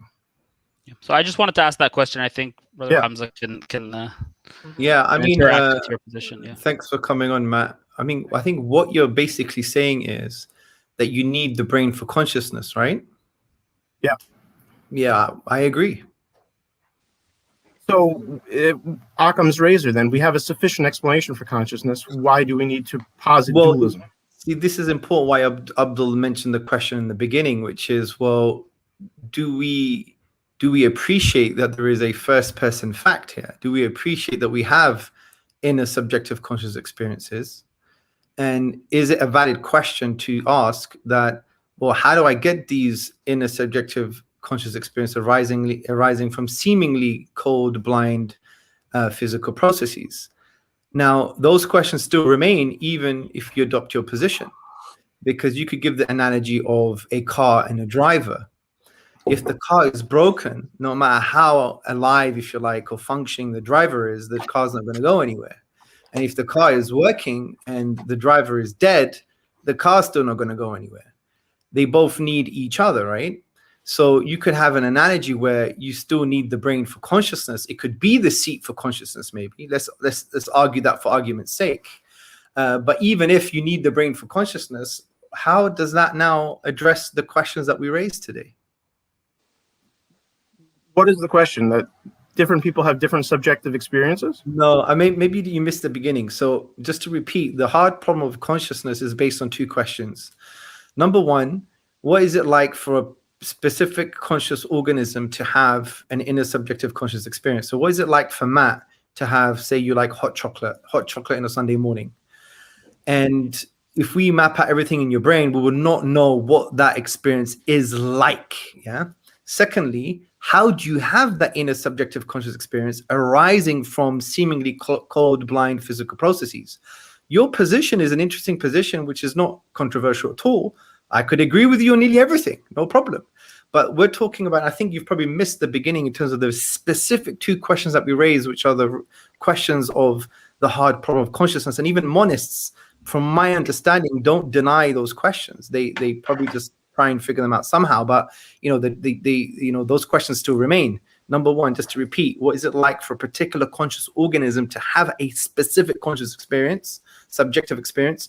And number two, how does that subjective experience arise from seemingly cold, blind physical processes? The monist position says it's the brain, it's the brain, it's the brain. Fair enough. We don't disagree with that. Say that consciousness is this, the brain is the seat of consciousness. We don't have a problem with that. We still need these two questions answered. So, yeah, but so we're moving. To me, I consider those questions separate questions. Monism has been established, and now we're on to two separate questions. So if monism is established, great. I've convinced you all that consciousness is there is no such thing as consciousness without a brain. I think you're misunderstanding the problem, Matt. The problem is that does the brain adequately explain consciousness? That's the issue. Does it? Yes, does because it in adequately? 100% of cases of observation, when there's a physical change to the brain, there's a change in consciousness. In 100% of cases. So, Yes. So Okay. can I give you an interesting thought experiment? So you deconstruct someone's brain, and with every maneuver or everything you do to the neural activity, they report a certain state. I'm hungry, I'm thirsty, whatever it may be. Could it be the case that this behavior you're seeing is merely mechanistic, and this person you're operating on has no internal self-awareness at all? It is mechanistic. We can look in an fMRI Yeah. and I mean, parts of the brain light up when you feed someone something. Yeah, I That know is it's mechanistic. a mechanical. I don't. It is mechanical. Are you saying the consciousness is mechanical, or are you saying that what we're looking at, the brain, is mechanical? Because the brain can be mechanical. I can agree with you there. What I'm asking is, if you observe everything and correlate what's happening in the brain with what he reports to you, is it conceivable that this person you're operating on doesn't have an internal self-awareness? It's just like a robot. Yeah. Consciousness Yeah, so- is mechanical. It can be reduced to these neurons. If neurons get fired one way, you can predict what's going to happen. If they get fired another way, you can predict what's going to happen. And you can Matt, I actually think track this on an fMRI. So Sorry, the Abdul. robot. Yeah, go ahead. I was going to say, Matt, I think you misunderstood what Abdul's saying. Abdul's saying this. He's saying, could you have a situation where you could map everything that occurs in the brain with a particular output, but that person who has that output has no self-awareness, no conscious experience? Do you understand that question? The second part of your phrase, what do you mean that person doesn't have an awareness? So let's say I put a person in an EEG machine or MRI machine. I look at all of his brain functions, and I say, I give him food, and certain parts of his brain lights up, and I give him water, another part of his brain lights up, and I show him an image, and another part of his brain lights up. Yeah. So I can say, okay, I could correlate all where his brain is lighting up to a particular output in that person. Could that person also have no self-awareness? Yeah, like a robot has no self, or a computer has no self-awareness. I can say, well, if I, this particular, chip fires in this particular way, or GPU unit, I'm not really a computer scientist, then this will occur on the image of a screen, and if this occurs, then the computer will do this. But the computer's not self-aware of doing any of these things. Let me rephrase what you're saying to see if I understand it, because I don't think I do. If you are saying if we feed person X, we should expect vision Y in their brain, and as they're sitting there in the MRI, vision Z comes out. No. And that's no. No, I'm saying And you're wondering, can they be different? You can map everything in the brain and map all of his outputs, but that doesn't necessarily tell us that that person has a subjective experience of the thing. Well, no. Are you saying that the subjective experience could be different than what we were potentially mapping out? No, we're saying he doesn't have to have one. We could map everything, and he doesn't have a subjective experience. But in 100% of cases, they do. And anyone who's ever going into an MRI and they're conducting Abdul experiments, is asking. Matt, remember, Matt, they I have think a subjective experience the entire time. okay, Matt. So let's just follow through your thinking here. Yes, Mhm. you're saying when there's a change in the brain, there's a change in consciousness in 100% of the time. That's what you're saying, right? Yeah. Yeah. Okay, good. You cannot step in the same river twice. Every moment that goes by, our consciousness is changing as neurons are firing in our brain. Okay, good. Mhm. But all this says is that in order to have consciousness, you also need a brain. It doesn't say consciousness is equal to the brain, or it's the same or identical to the brain. Okay, that's correct. A digestive enzyme is not Good. equal to the pancreas. However, Good. if it's 100, Brilliant. right, it's an emergent property. Okay, well, let's continue with this conversation. Mhm. So, Right. so Okay. far, what we're saying is that when there's a change in the brain, there's a change in consciousness 100% of the time, Mhm. which we can now argue that you need the brain for consciousness. That would be a good inference to make. Okay. Right.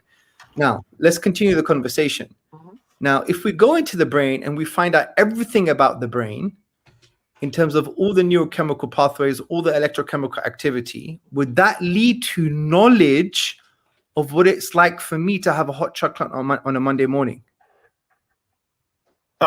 I would say so. It wouldn't be perfect.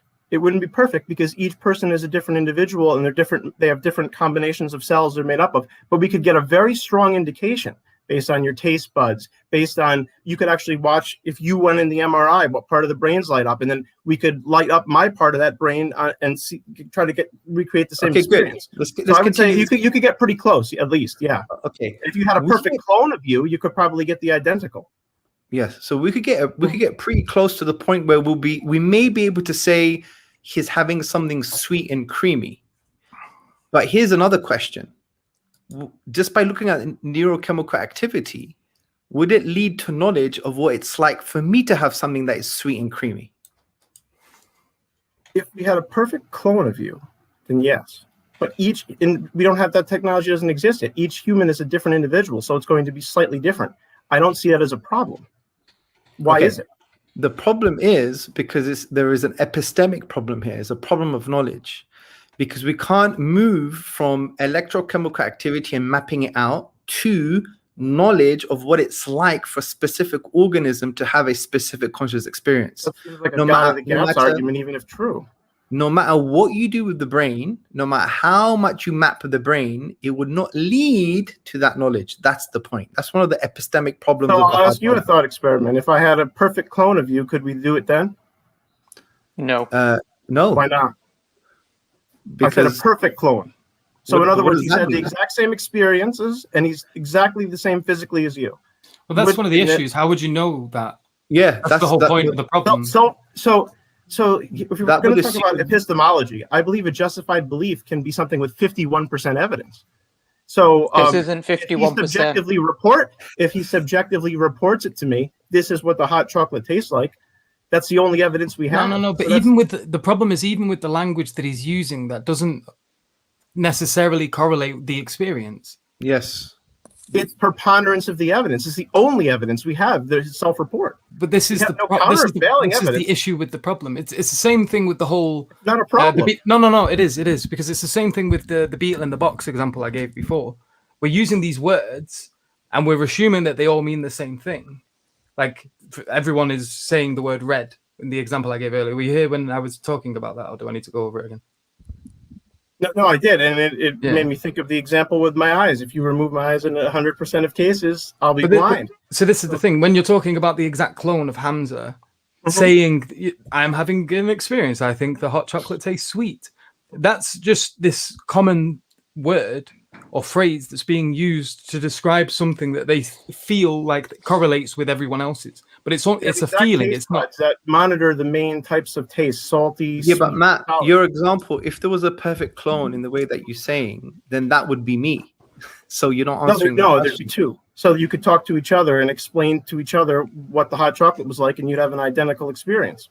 Well, say even if that's the case, say those perfect clones can exist, which is a bizarre kind of proposition to make if you're an evidentialist. But anyway, I'm making it as a thought experiment. I don't believe it to be true, but I think you're making a God of the gaps argument, so I can make. No. Go ahead. This is not the reason. It's not God of the gaps is because we're talking about the science here. We're saying even if we knew everything about the science of the brain, if we map out all the neurochemical activities in the brain, it's never going to lead me to know what the conscious experience you're having right now, being on someone's platform and having a brave, courageous stance for monism, right? So that's why I'm saying. So you're making a hypothetical. So I can say if you had a perfect clone, even though I know that's not possible based on our current technology, then that would get rid of the subjective element. My point is not hypothetical because we do have neurochemical activity. We have mapped out electrochemical activity and we have correlated it to people's experiences. And since we have those neurochemical pathways mapped out, it still doesn't lead us to knowledge of what that person's experience is for him. I don't agree that there's a hard problem of consciousness. I think what you're describing is a separate issue from monism. Monism, to me, is the idea that consciousness can be explained from the physical processes of the brain. The fact that humans have different subjective experiences because each human is different, I don't see how that means that the first point is not true. Absolutely, because materialism. It's a you type of may monism. be able to show through monism that the brain is the seat of consciousness, but through monism you can't explain why do I or yourself have those subjective experiences arising from seemingly cold, blind physical processes. But let's So step back if you from the define- ramifications of this. If you're Sorry? actually, I didn't mean to interrupt you. I'm sorry. I was just Sorry. going to say, if let's step back and imagine the ramifications of this. If you're conceding monism, then there's no reason to posit a soul. There's no reason to posit that consciousness persists after the physical death of the body and the brain. I think he's But breaking nobody, up. bro, Is nobody, everyone catching what he's nobody. saying? Yeah, I can hear him. I can hear him perfectly fine. Matt, I think it must nobody be me. here. First, when you're saying a God of the Gaps argument, no one here made an argument for God. So I don't know. I mean, if so, Yeah, I didn't mean it nobody literally. I said- apologize. nobody I mean, said there's a this- gap in our yeah. knowledge, therefore blank. Okay, We've so not the said that, question though. is, No and one's we've said mentioned that. this in the intro, the question is it an in principle gap or is it a gap because of a lack of information? Now, you're talking about God of the Gaps and how theists try to use this lack of information or in principle problem, but I mentioned early on that the person who coined the term, the hard problem of consciousness, is an atheist. He's an atheist who was trained as a scientist, and you came on saying that there is no hard problem of consciousness, yet you do acknowledge through Hamza's questioning that you can make correlations between brain states and mental states, yet there will always be a gap with regard to you accessing subjective experience. Now, my question is, can we say the same for anything else in the objective physical world? Because in the physical world, you can break something up to its basic constituents and explain every bit of it. In principle, you can do that, even if you can't do that right now. But I already gave you an example of that. Here's the punchline. In principle, you cannot have a direct third-person observation about what it's like for me to be in any mental state. You can't. There's nothing else in the world that you don't have have third-person public access to. This, privileged access that you and I have to our mental states isn't something we can say about anything out there in the world, isn't something we can say about physical things. If you do acknowledge that part, then that's the hard problem of consciousness. If you want to see, because you can say there's a hard problem, but I'm going to assume a physicalist, materialist position because it's the best explanation, and that's my proposed solution to the hard problem. But to deny it altogether, you're basically denying the radical qualitative difference between the mental, which is only accessible privately, and the physical, which you and I have equal access to. You don't have access to my mental states. Matt, can I ask you a question just Yeah. on this? Why do some, or why do all neuroscientists and philosophers of the mind call it the hard problem of consciousness? Well, I think you're making they're not here to defend it. They're making an argument to authority there. The argument needs to stand alone, regardless of Your who's question. making. He's not made an argument. He's I'm asked you a not question. arguing. I'm not arguing and saying it is a hard I problem. thought it was a of consciousness rhetorical question. because this. No, I'm asking you. Why do you think they call it the hard problem of consciousness? Maybe they should call it the hard problem of subjectiveness. I don't know. Why do you Because think? consciousness? My argument is that consciousness is fully explainable from physical processes of the brain. I don't care what someone who's not in this chat right now calls it. Right. That's an appeal to authority. It should. No, it's not an appeal to authority because I'm not making an argument. Yeah, I'm not saying it is a hard problem of consciousness because X says it is.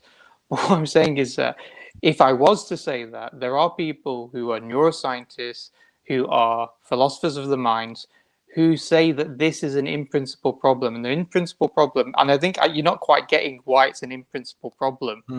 And I think the reason why it's an in-principle problem is there's nothing in a neuron, in the action potentials of a neuron, that tells us anything about what the subjective experience is. That's not true. It is So, true. so you're saying It isn't you're true. saying So that neurons you know how a also neuron are works? pain receptors, right? Are you all going to tell me that you don't know what pain feels like? No, I know what pain feels like because I'm a human I'm being. saying this is the point. This is what There's a No, first that's person. wait, sorry, Sharif. Let me just focus on pain. That's absolutely not true. The Really? studies on pain, people have so many different subjective experiences of pain. If you study on basically how athletes, for example, are able to push past the pain barrier and the experiences of pain, it's not the same as saying my pain is the same as your pain. That is right, actually but you just use the word subjective. That's totally fine. Everyone has a different subjective experience. But that's the problem. Consciousness is still an But emergent what you just property of the admitted- physical brain. They're but two different concepts that are you're trying to combine No, two Matt. things. No. What you It conceded to depends. there. Yeah, that's the problem.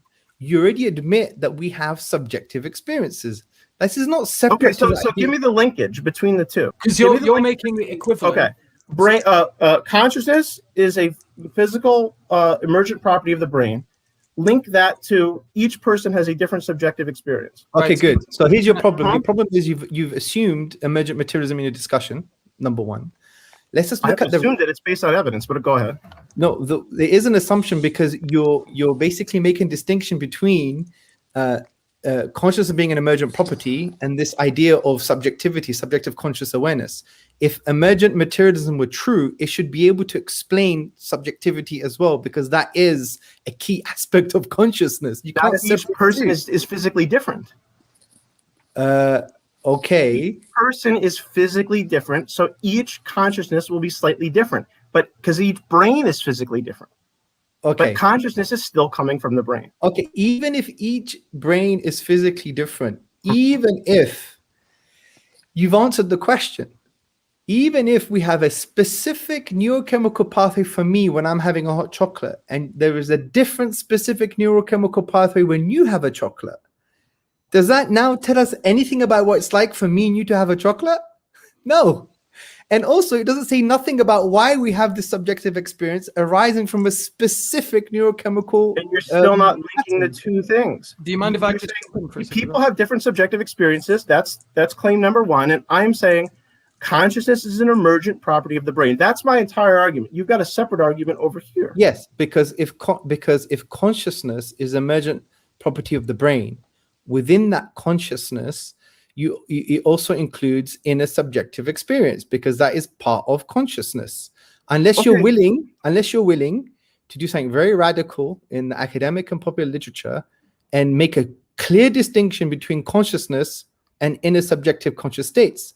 If you're doing that, then I'll give you the Nobel Peace Prize, my friend, because inner subjective conscious states is part of consciousness. Okay, so it's actually a lesser thing. It's subsumed into that. And you admit that consciousness is an emergent property of the brain. So why are you not a monist? No. I'm not assuming that. So, okay, let's work with your emergent property issue, right? So when you're saying consciousness and within that is inner subjective conscious states is emergent property of the brain, are you saying that you could answer these two questions? Because these are two valid questions. When you find out all of the physical processes and the complex causal interaction, will you be able to understand what it's like for me to have a hot chocolate on a Monday morning? Would you know what that experience is like for me? No, because each person has a physically different brain. Yes, my physical brain. I'm not talking about Joseph. If you had a perfect clone of you, yes. That's No, impossible. no. Even the perfect clone thing is irrational, because if what is the same of A is the same of B in every instance concerning consciousness, you're just defining one thing by principle. Let's just look at this, yeah? But I mean it literally if you had a physical clone. No. Hamza, he doesn't understand when you say perfect. When you understand perfect clone, you understand perfect clone as in perfect on a philosophical perspective. He's saying perfect clone in terms of just simply having all the same genes. I get that, but that's also slightly a red herring, because you've agreed that we will have different physical structures, physical brain. So let's go back to me. I'm having a hot chocolate on a Sunday morning. You're going to my brain, not to Abdullah's or Yusuf's or Matt's. You're going to my brain, my unique brain, and you map out all the neurochemical pathways in my brain when I'm having a hot chocolate. All right. Now tell me, what is it like for me to have a hot chocolate? Just by virtue of those neurochemicals firing. You would be able, well, you would do more than that. You'd also examine your tongue, your mouth, your taste buds, do everything, the entire physical body. Do everything. You'd examine the properties of the hot chocolate, and you'd be able to get an output that that somewhat describes it, because we know how the human body works. It just wouldn't be identical. Each human has a physically different body. Let's slowly unpack this. This. I want you to clearly answer something, okay? Yeah. You're looking at my taste buds. You're looking at my stomach. Just imagine the stomach has its own neurobiology, which some argue it does. Even look at my neurocardiology. There's about 40,000 neurons in the heart. Look at everything. Look at the everything possible you can physically. Map out, bro. And then you correlate it to my experience of having a hot chocolate on a Sunday. Can you answer what it's like for me to have that experience just by virtue of mapping everything out? Do you mind if I jump in? Wait, we need to get, man. I know, but it might be better to use the example of the bat again. Because he's in his head. He won't. Don't go to the bat. He won't go. No, because the experience of the bat is the perfect example, because we don't know what it's. No one's had a similar experience of what it's like to be a bat. Can you hear me still? I did, and I heard the example of the bat, and I understood it. Right. So, how does any information about any material information at all tell us about what it's like to be a bat? If you guys are going to buy this, do you believe that it is justified to have a position based on preponderance of the evidence?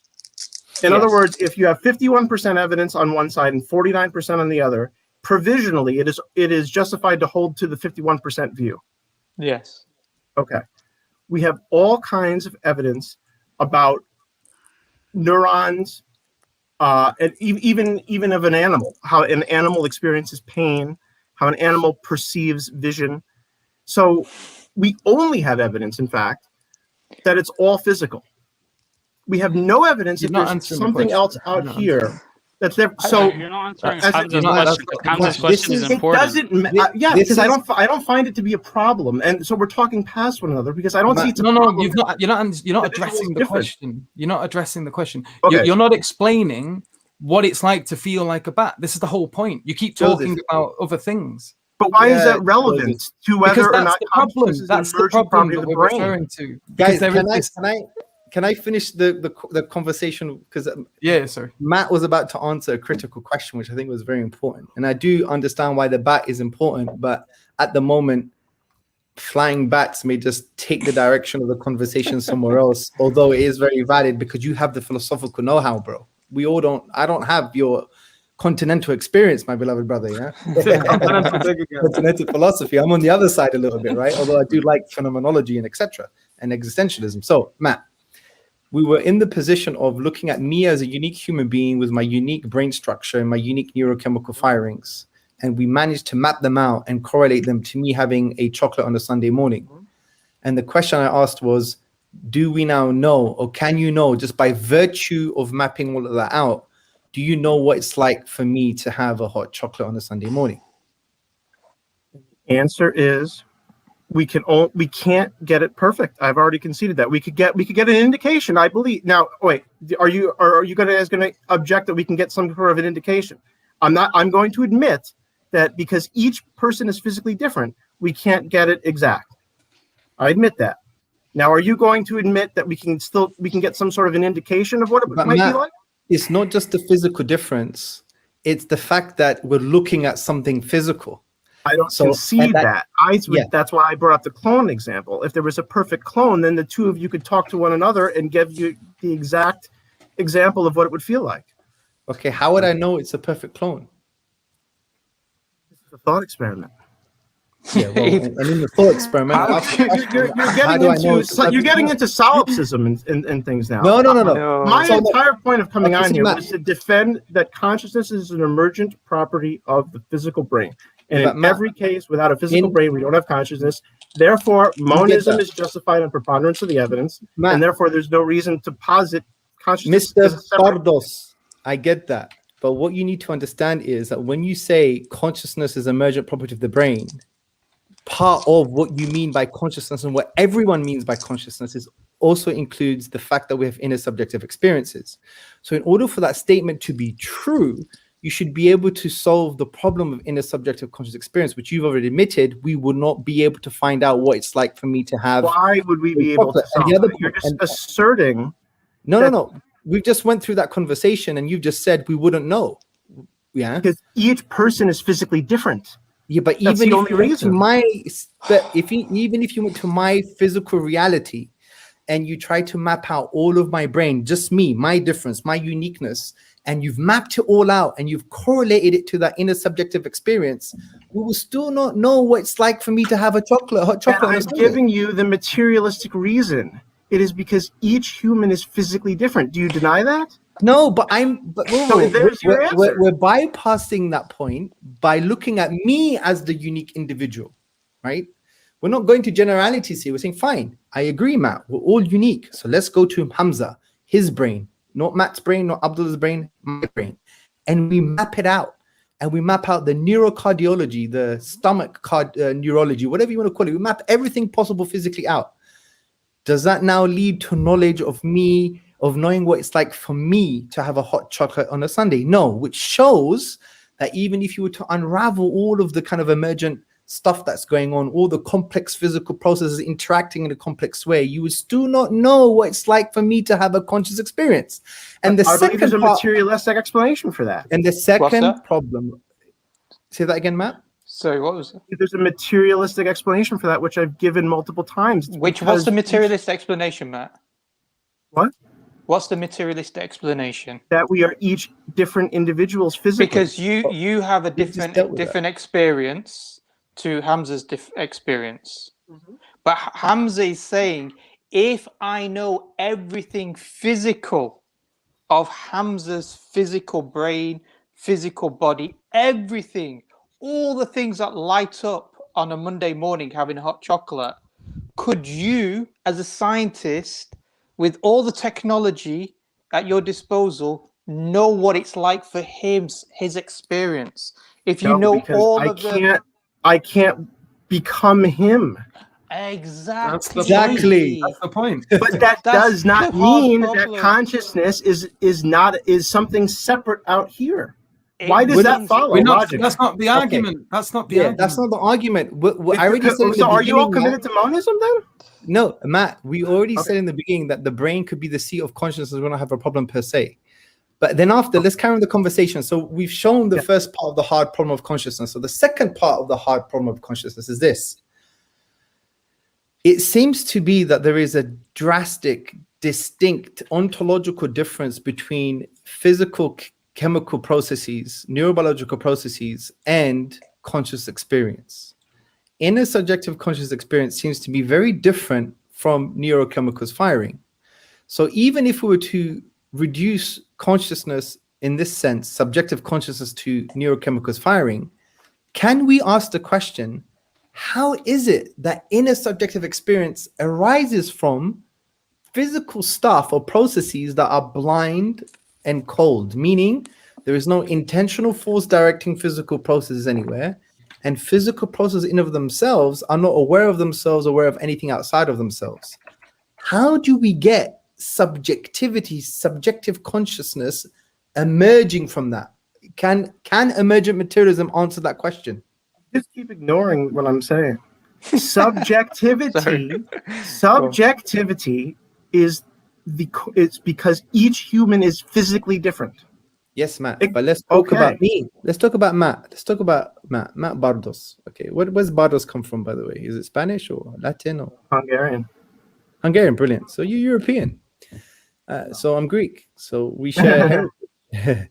So let's go to Matt, and we analyze Matt's physical stuff in his brain, and we realize that he has subjective consciousness.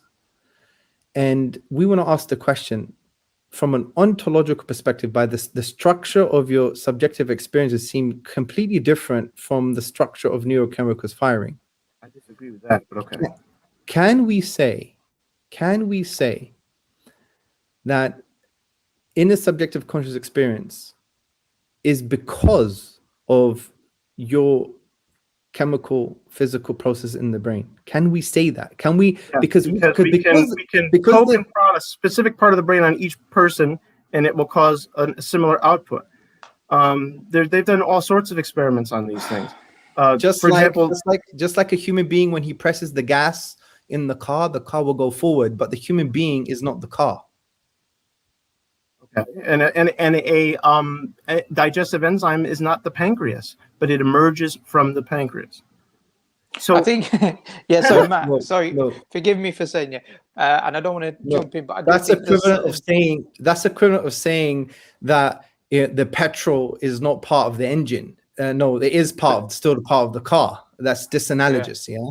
But also, I think the problem that Matt has is that I think, Matt, what you don't understand is when you're talking about the brain being consciousness, you're saying that we can, as a third person objective analysis, look at the brain and conclude from looking at the brain consciousness.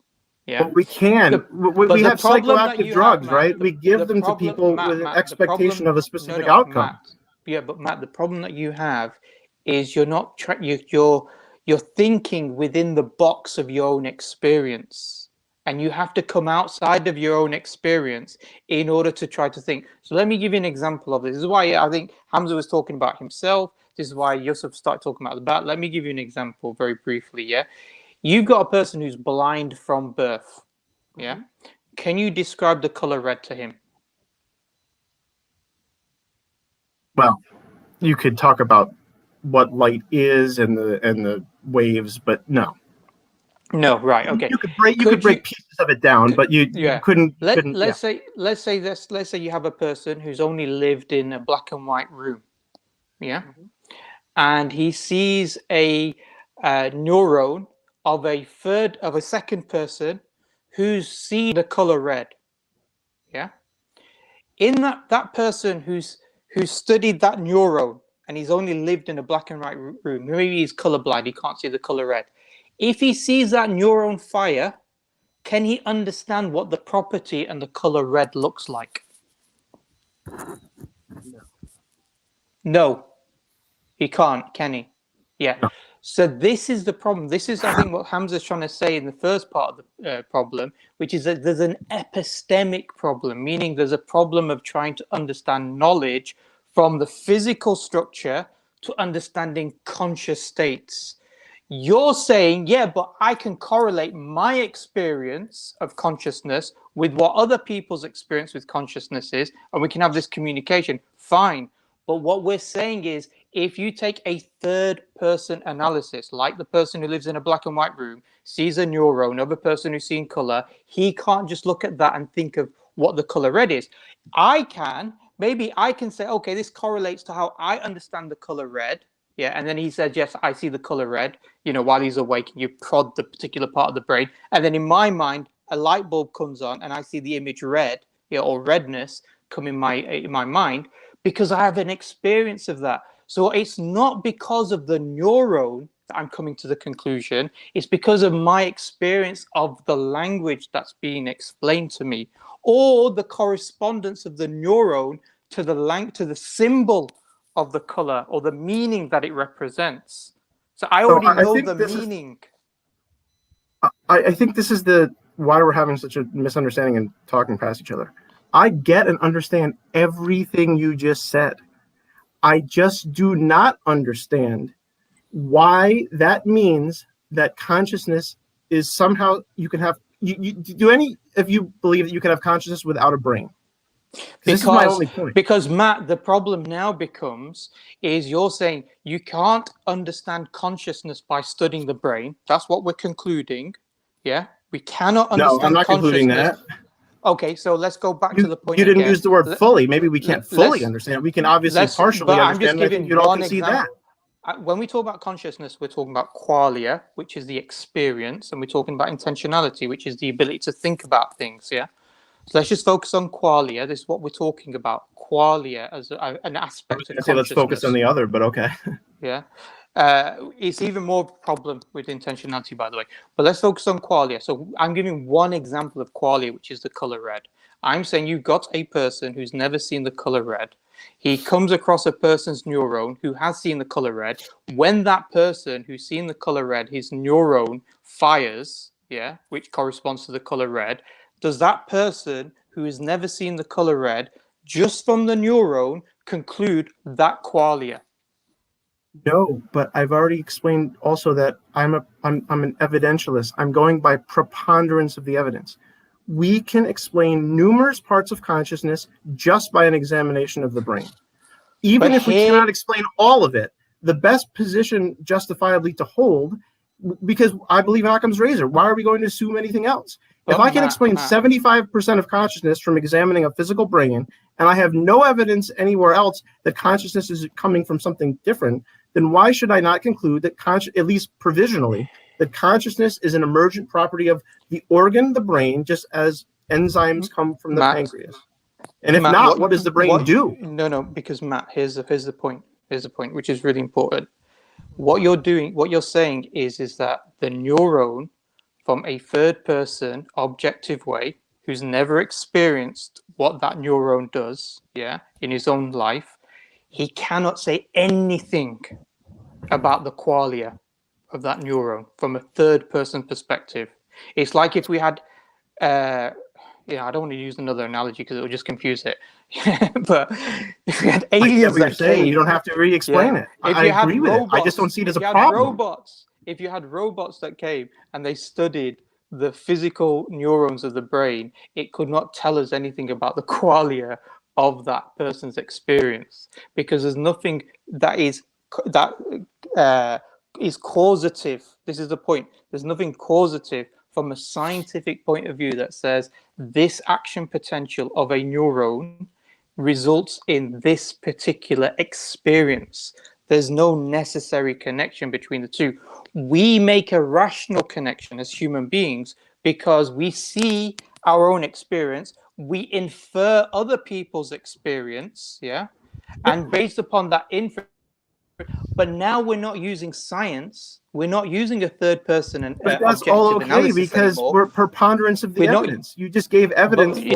It's irrespective of preponderance. We're not using science. We're no longer going to science now in order to come to this conclusion. Can we? Because there are a lot of people waiting. So I just want to tell Matt. I think my main problem. I don't have a problem with someone coming on saying, I'm a materialist and I assume such and such, theory of mind. If you acknowledge your philosophical presuppositions, but you're just sweeping them all under the carpet, you're saying they're not there. There's no hard problem. One second. So when you came on, you said there's no hard problem, but you do acknowledge that there is this qualitative gap between the objective and the subjective. We can't say that about anything else that we examine in the world. Anything else we examine in the world, you can break it down to its, fundamental constituents and know what the interactions result in, except for this qualitative experience of consciousness. You have this qualitative leap. So you don't have a qualitative leap from the physical to the mental. No, we can know it 100% of circumstances. If you remove my brain from my body, I'll have no more consciousness. Okay. So I don't want to keep this going for too long. Yeah, bro. The problem is you are assuming an identity theorist model for consciousness. That consciousness is the brain, right? That whatever is happening in there is the brain.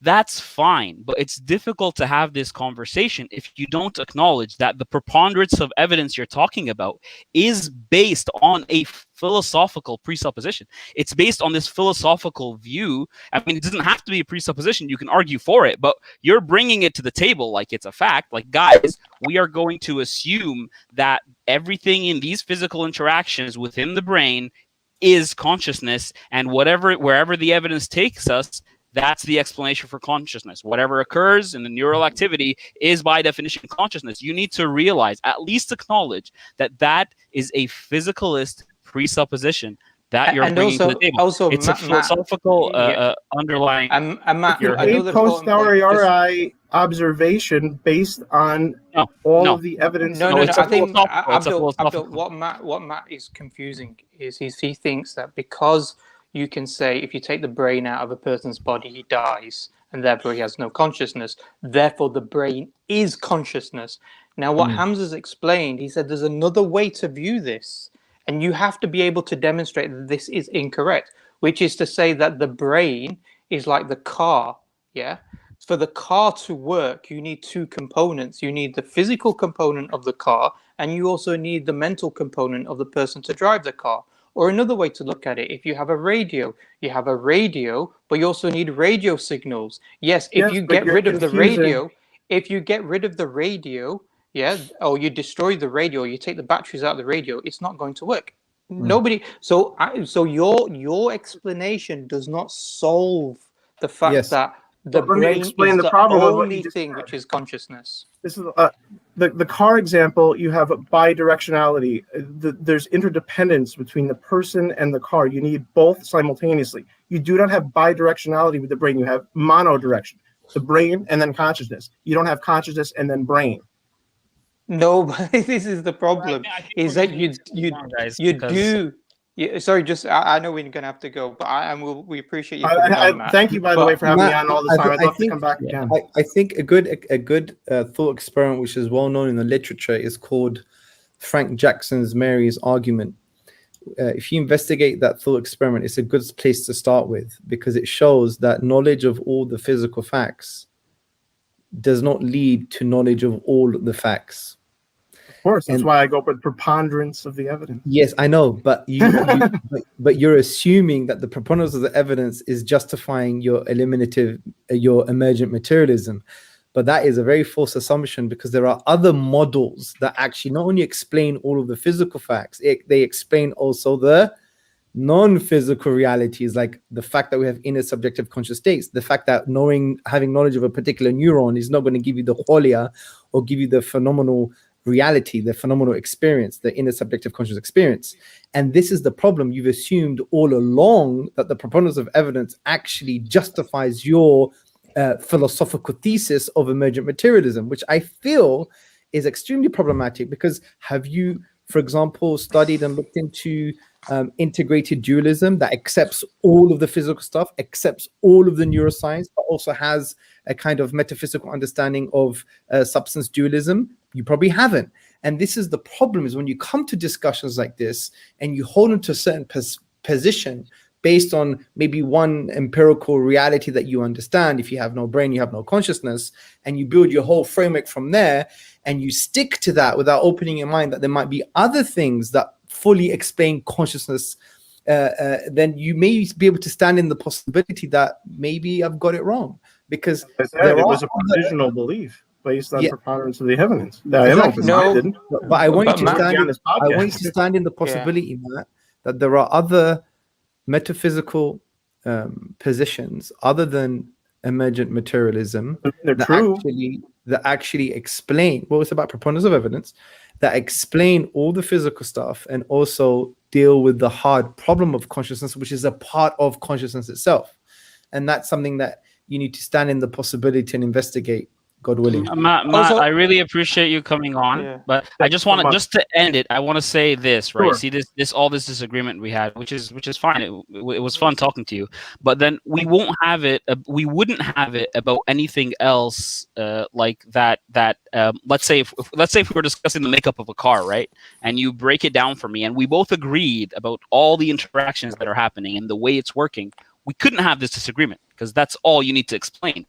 But right now, we are two reasonable people who seem to be disagreeing that even in principle, if you do break down all the physical makeup of the brain, we will disagree of whether or not that explains this thing called consciousness. I'm just saying that in the case of consciousness, you literally can't say this for anything else in the world. In principle, if you break anything else in the physical world down to its, fundamentals, we will agree on the way it works. It's a full explanation. That's all good, except for this one. This is just different. That's the reason. You can come with your physicalist understanding of it, but I just would like for you to appreciate the philosophical nuance and depth that needs to come with this kind of discussion. There are different views. I understand that, and I'll repeat that there's a physicalist counter-argument to that. The cars are coming off an assembly line in a standardized fashion on purpose. Okay. Our brains are each physically different because we're biological organisms. So that's fine. That's fine. That's okay. That's okay. And that's a physical explanation for that difference. That's okay, as long as you realize that you could customize each car to be different and still need a human being to work it, bro. Come on, that's a very silly. And still know how each car works. Yeah. This is the issue. See, look, Matt, that's not adequate. Yeah, Matt, I think we're going to have to move on to the next guest. I do appreciate you coming on. But I also want to say one thing. When we say preponderance of evidence, there's a difference here because we're saying there's an in-principle problem of being able to bridge the gap between a third-person objective analysis to understanding how that results in a first-person subjective experience. That's the example of saying, can I bridge the gap between a person who's been blind from birth and being able to explain to him what the color red is? There's an unbridgeable gap. And not only do I not see it as a problem, I never got an answer. Maybe one day I will, to why that means that consciousness is not an emergent property of the brain. I see them as two separate arguments, two separate things floating here. No, because it's part of what we mean by consciousness. One of the parts of what we mean by consciousness is called qualia. And okay, well, I mean by consciousness, if you can't explain qualia based upon the physical components of the brain, that demonstrates there's an in-principle problem between the two. Yep. Matt, I appreciate you coming on. We're going to have to move on to our next guys. I appreciate it. Have a great time. Thank you very much. Pleasure to meet you all as well. Thank you. Bye. Bye. All right, and so the next guest we've got on now is Thinkerman. Do you want to bring him on, or do you want to sort of have any... Is there a Ehsan or... I think Ehsan was waiting, wasn't he? No, he's not even jumped on. Oh, is he not? Okay, then. No, but Thinkerman is a regular. Let's bring him on. But yeah, maybe if anybody wants to say something about that call, maybe Brother Hamza.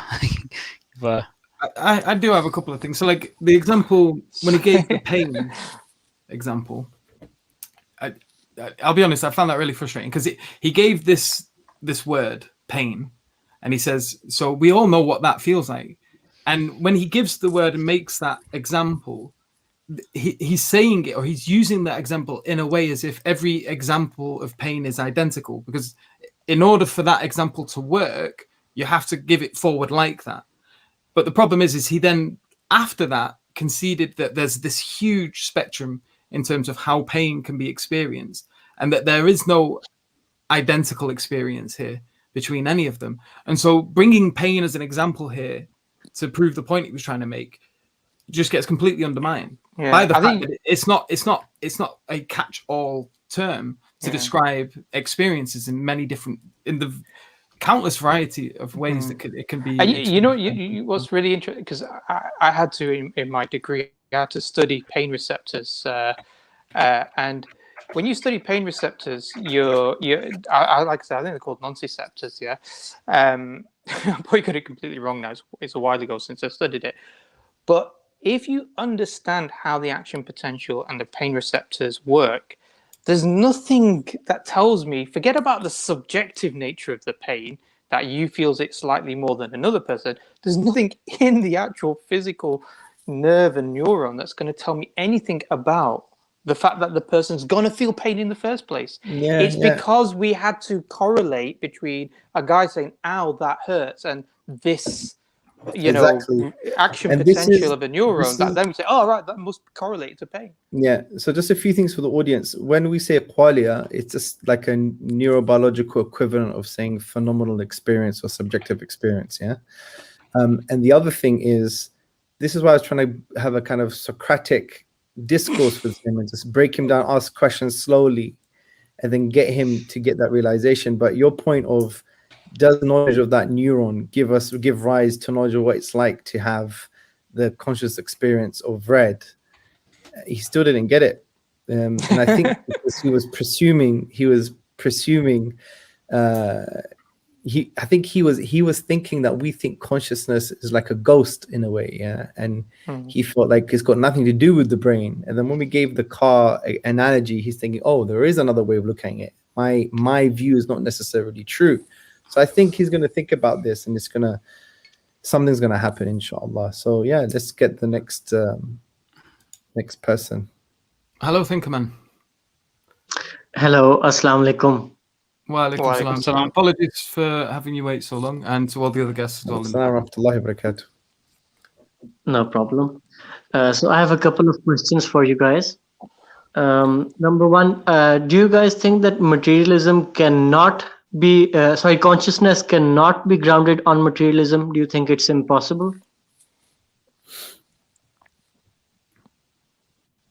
Is that to anyone in particular or to all of us?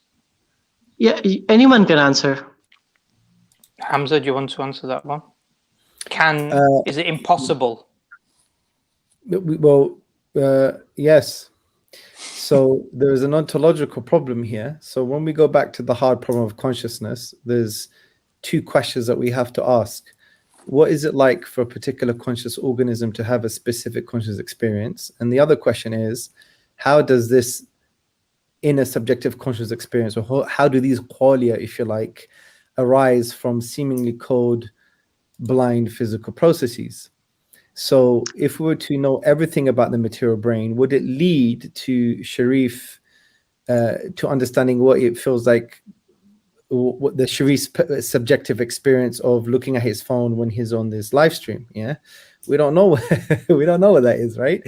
Even if we to map out all the new chemical pathways, all of the neurons, if we to map everything out, it wouldn't lead us to understanding his subjective conscious experience of playing on his phone while he's supposed to be on the live stream, for example. Yeah, I'm just picking on you. The other thing is, okay, fine. So we agree we have this first person fact of inner subjective conscious experience. We all have them. How can we explain that with a materialist ontology? We can't, because physicalism or material stuff or physical processes are blind and cold. What do we mean by this? Blind, there is no intentional force directing them anywhere, and cold, meaning they're not aware of themselves, aware of anything outside of themselves.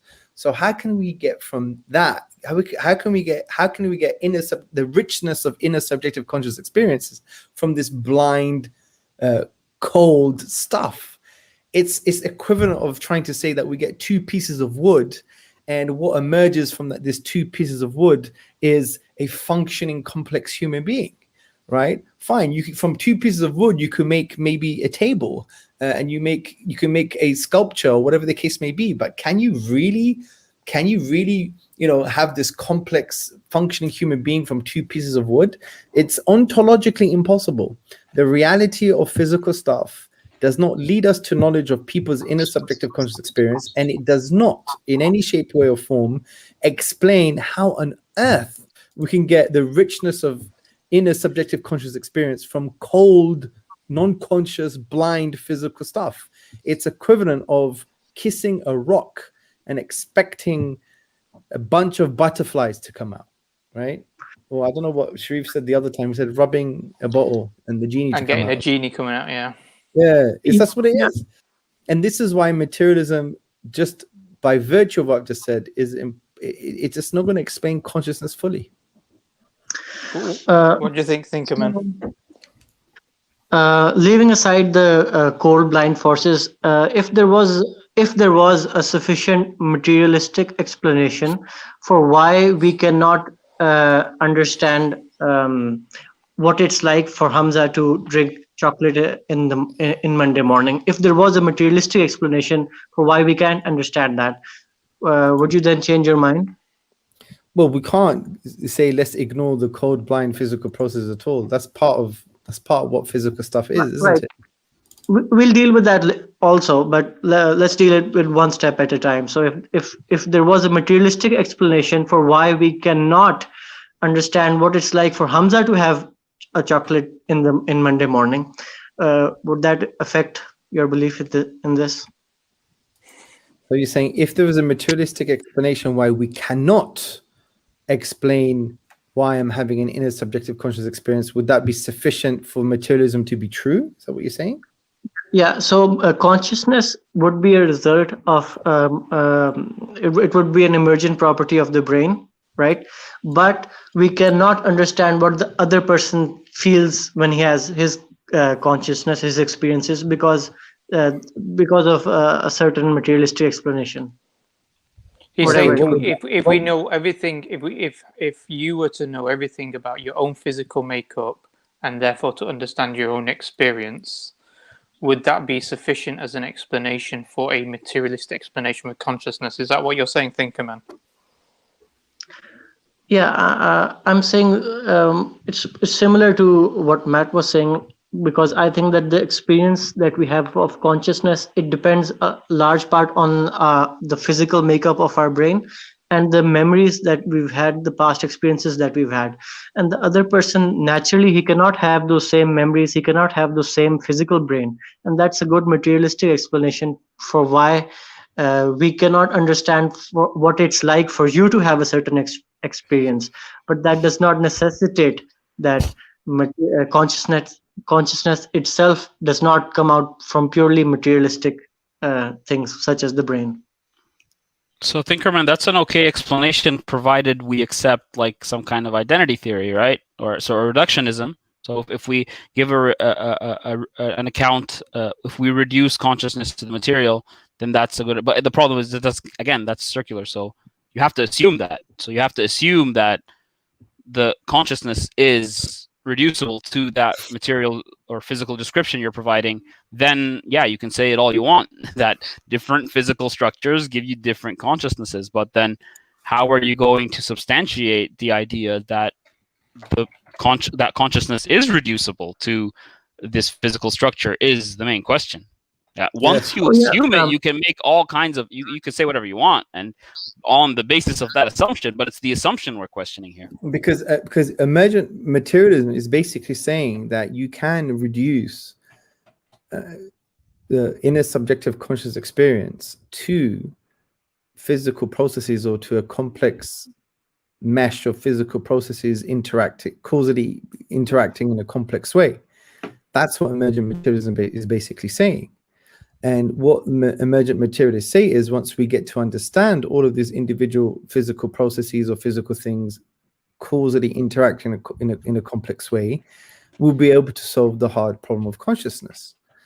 But what we're saying is, no, this actually reduces back to reductive materialism. It's logically equivalent to reductive materialism, because even if we can reduce inner subjective conscious experience, or qualia, if you like, to physical processes, it still does not answer the two problems of the hard problem, which is, what is it like for a particular conscious organism to have a specific subjective experience, and why does that subjective experience arise from seemingly cold, blind physical processes? So even if emergent materialism were to be true, you still haven't solved the problems we're addressing today. Right. So Abdul said that if we assume that consciousness is emergent from the brain, then it's a logical explanation. It's a possible explanation. But you asked that how would I prove that this is actually the case? So I don't think that we can prove necessarily that consciousness is definitely an emergent property of the brain, but I definitely do think that this is a possibility, or like, that's why I asked the question first, that do you guys think it's at all possible even for consciousness to be grounded on materialism? And what do you mean by emergent property, though? Sorry, because if you were listening to Hamza earlier, he explained that, because if it's an emergent property, it's basically it's the same thing. It's gonna reduce to the underlying physical structure. So you're basically saying that the consciousness is physical. I mean, it's more or less the same thing, not very different from identity theory, unless you assume some kind of strong emergence, which has all sorts of problems. So it depends on what you mean by property dualism. Yeah, and here's a principle to understand. Can something arise from another thing when it's not contained in that thing, or it doesn't have the potential to give rise to that thing? Like, if I don't have £5 in my pocket, I can never give you £5. Materialism and physical stuff, by definition, are blind and non-conscious. They're cold. So can they give rise to something that is intentional, something that is aware? That is the kind of basic first principle we're dealing with here. If I don't have £5 in my pocket, I can't give you £5. So when we look into the pocket of materialism, it doesn't have the £5 of consciousness anywhere. So it can't give it to us. So you can't give rise to it unless you're willing to believe in magic. You're willing to believe in hocus pocus, that you get, a blind cold physical process over here. you get another blind physical process over here, you put it into this physicalist hat, materialist hat, and you give it a good shake, and all of a sudden you have something that is, you know, intentional and aware. With all due respect, people who argue this are literally telling us you need to believe in magic. That's what they're saying. So this is the very basic first principle here. Can something arise from another thing that doesn't contain it, right, in the first place, or doesn't have the potential to give rise to it? If I don't have £5 in my pocket, I cannot give you £5. Likewise, if we use this analogy for the physicalist materialist project, if we get a blind code physical process over here and another blind physical process over here, and we put it into this materialist hat, physicalist hat, and we give it a good shake, what you're saying to me is you're going to have the bunny rabbit of consciousness. You can't have something that's intentional and aware arising from something that's not intentional and aware. That's the very basic thing. So what this all fancy philosophy of emergent materialists are saying is, Hamza, Sharif, Yusuf, Abdul, you guys need to believe in magic, in hocus pocus. How is that logically different from what you accuse theists of doing? Yeah, I mean, this is like, you know, let's just be honest here, man. You want us to believe in magic? Do you know what I mean? Yeah, I understand what you're trying to say.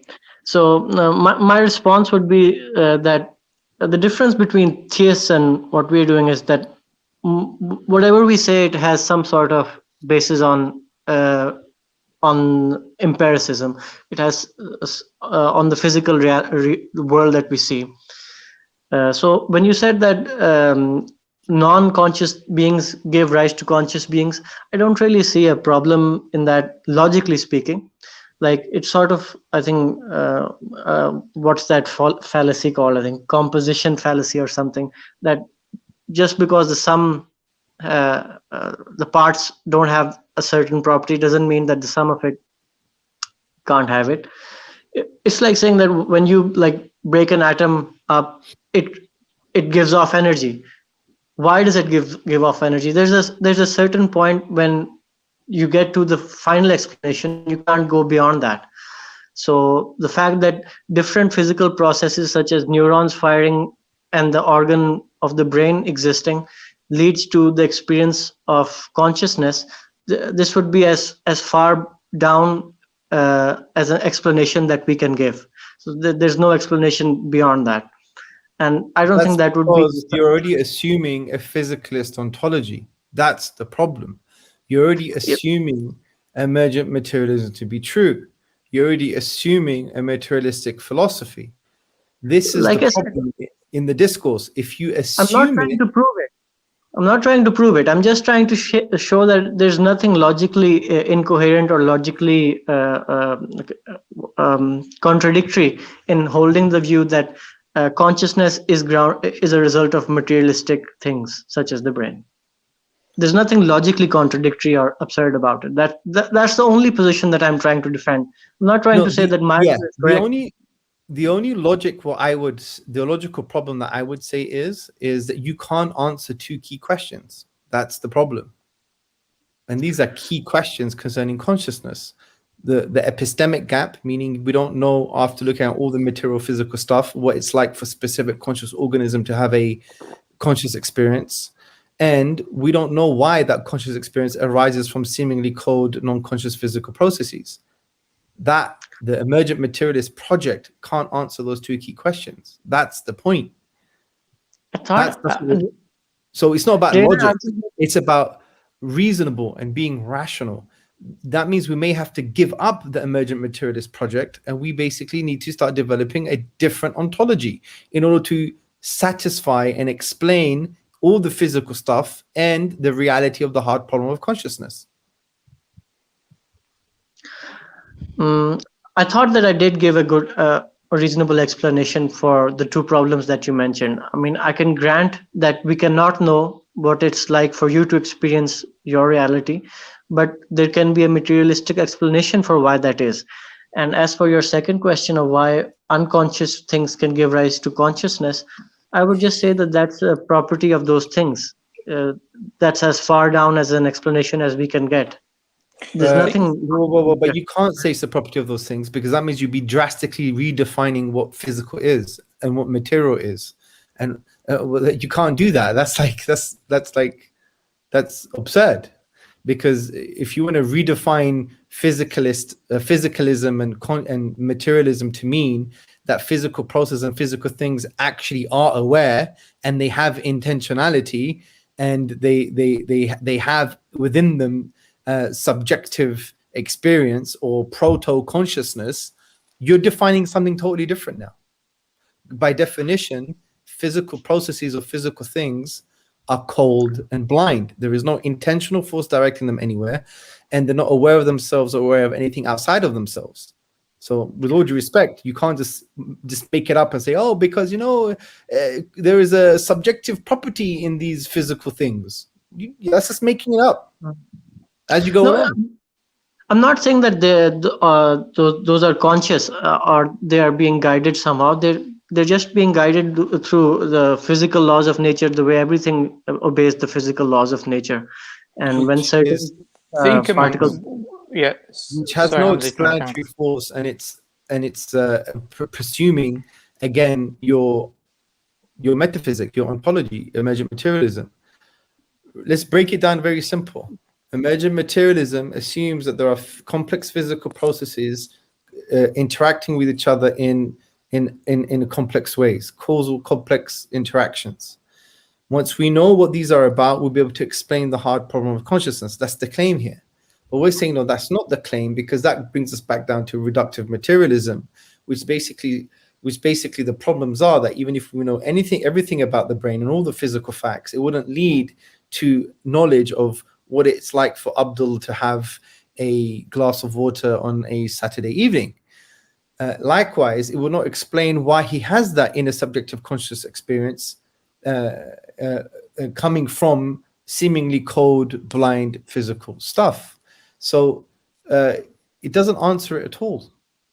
I'm not sure you appreciate. I just want to know if you appreciate how, what the identity theory you're positing, how radical it is. So if I tell you that this cup, right? So you're saying that the physical makeup of our brain will explain what consciousness is, and at the same time you're alluding to some kind of emergentism. This might be an emergent properly, which does kind of collapse to some kind of an identity theory.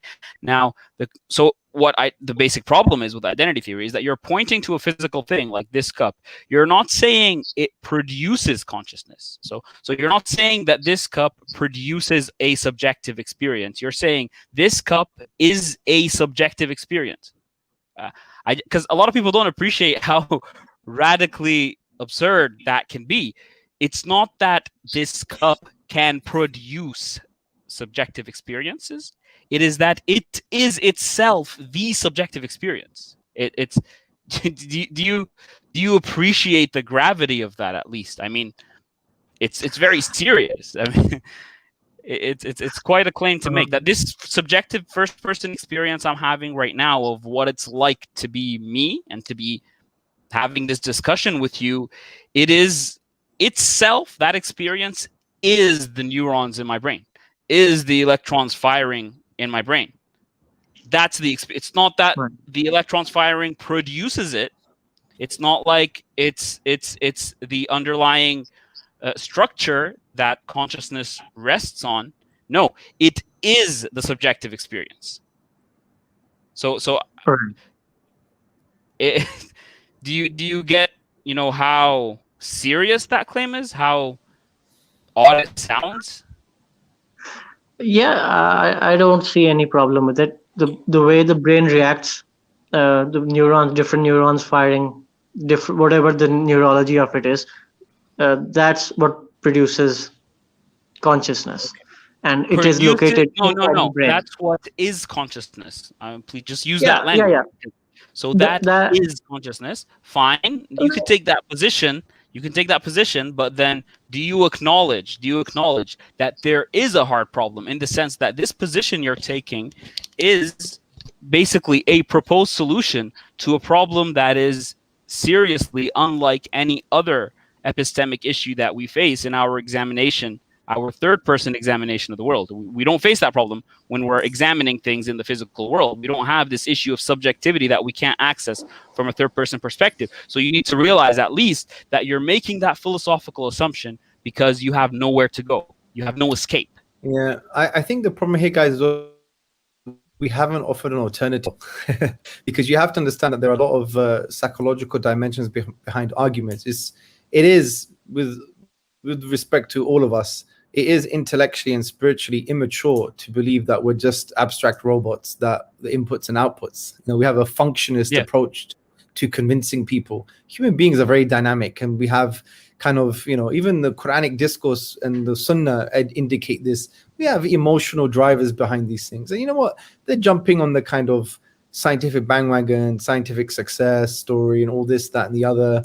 And what we need to realize is we need to also start now providing the solution or the theistic response that accepts all of the all the physicalist projects like neuroscience and neurobiology, but also has an adequate metaphysic to explain the hard problem of consciousness. I think that's what we should be doing as well. So people are like, oh, that's interesting.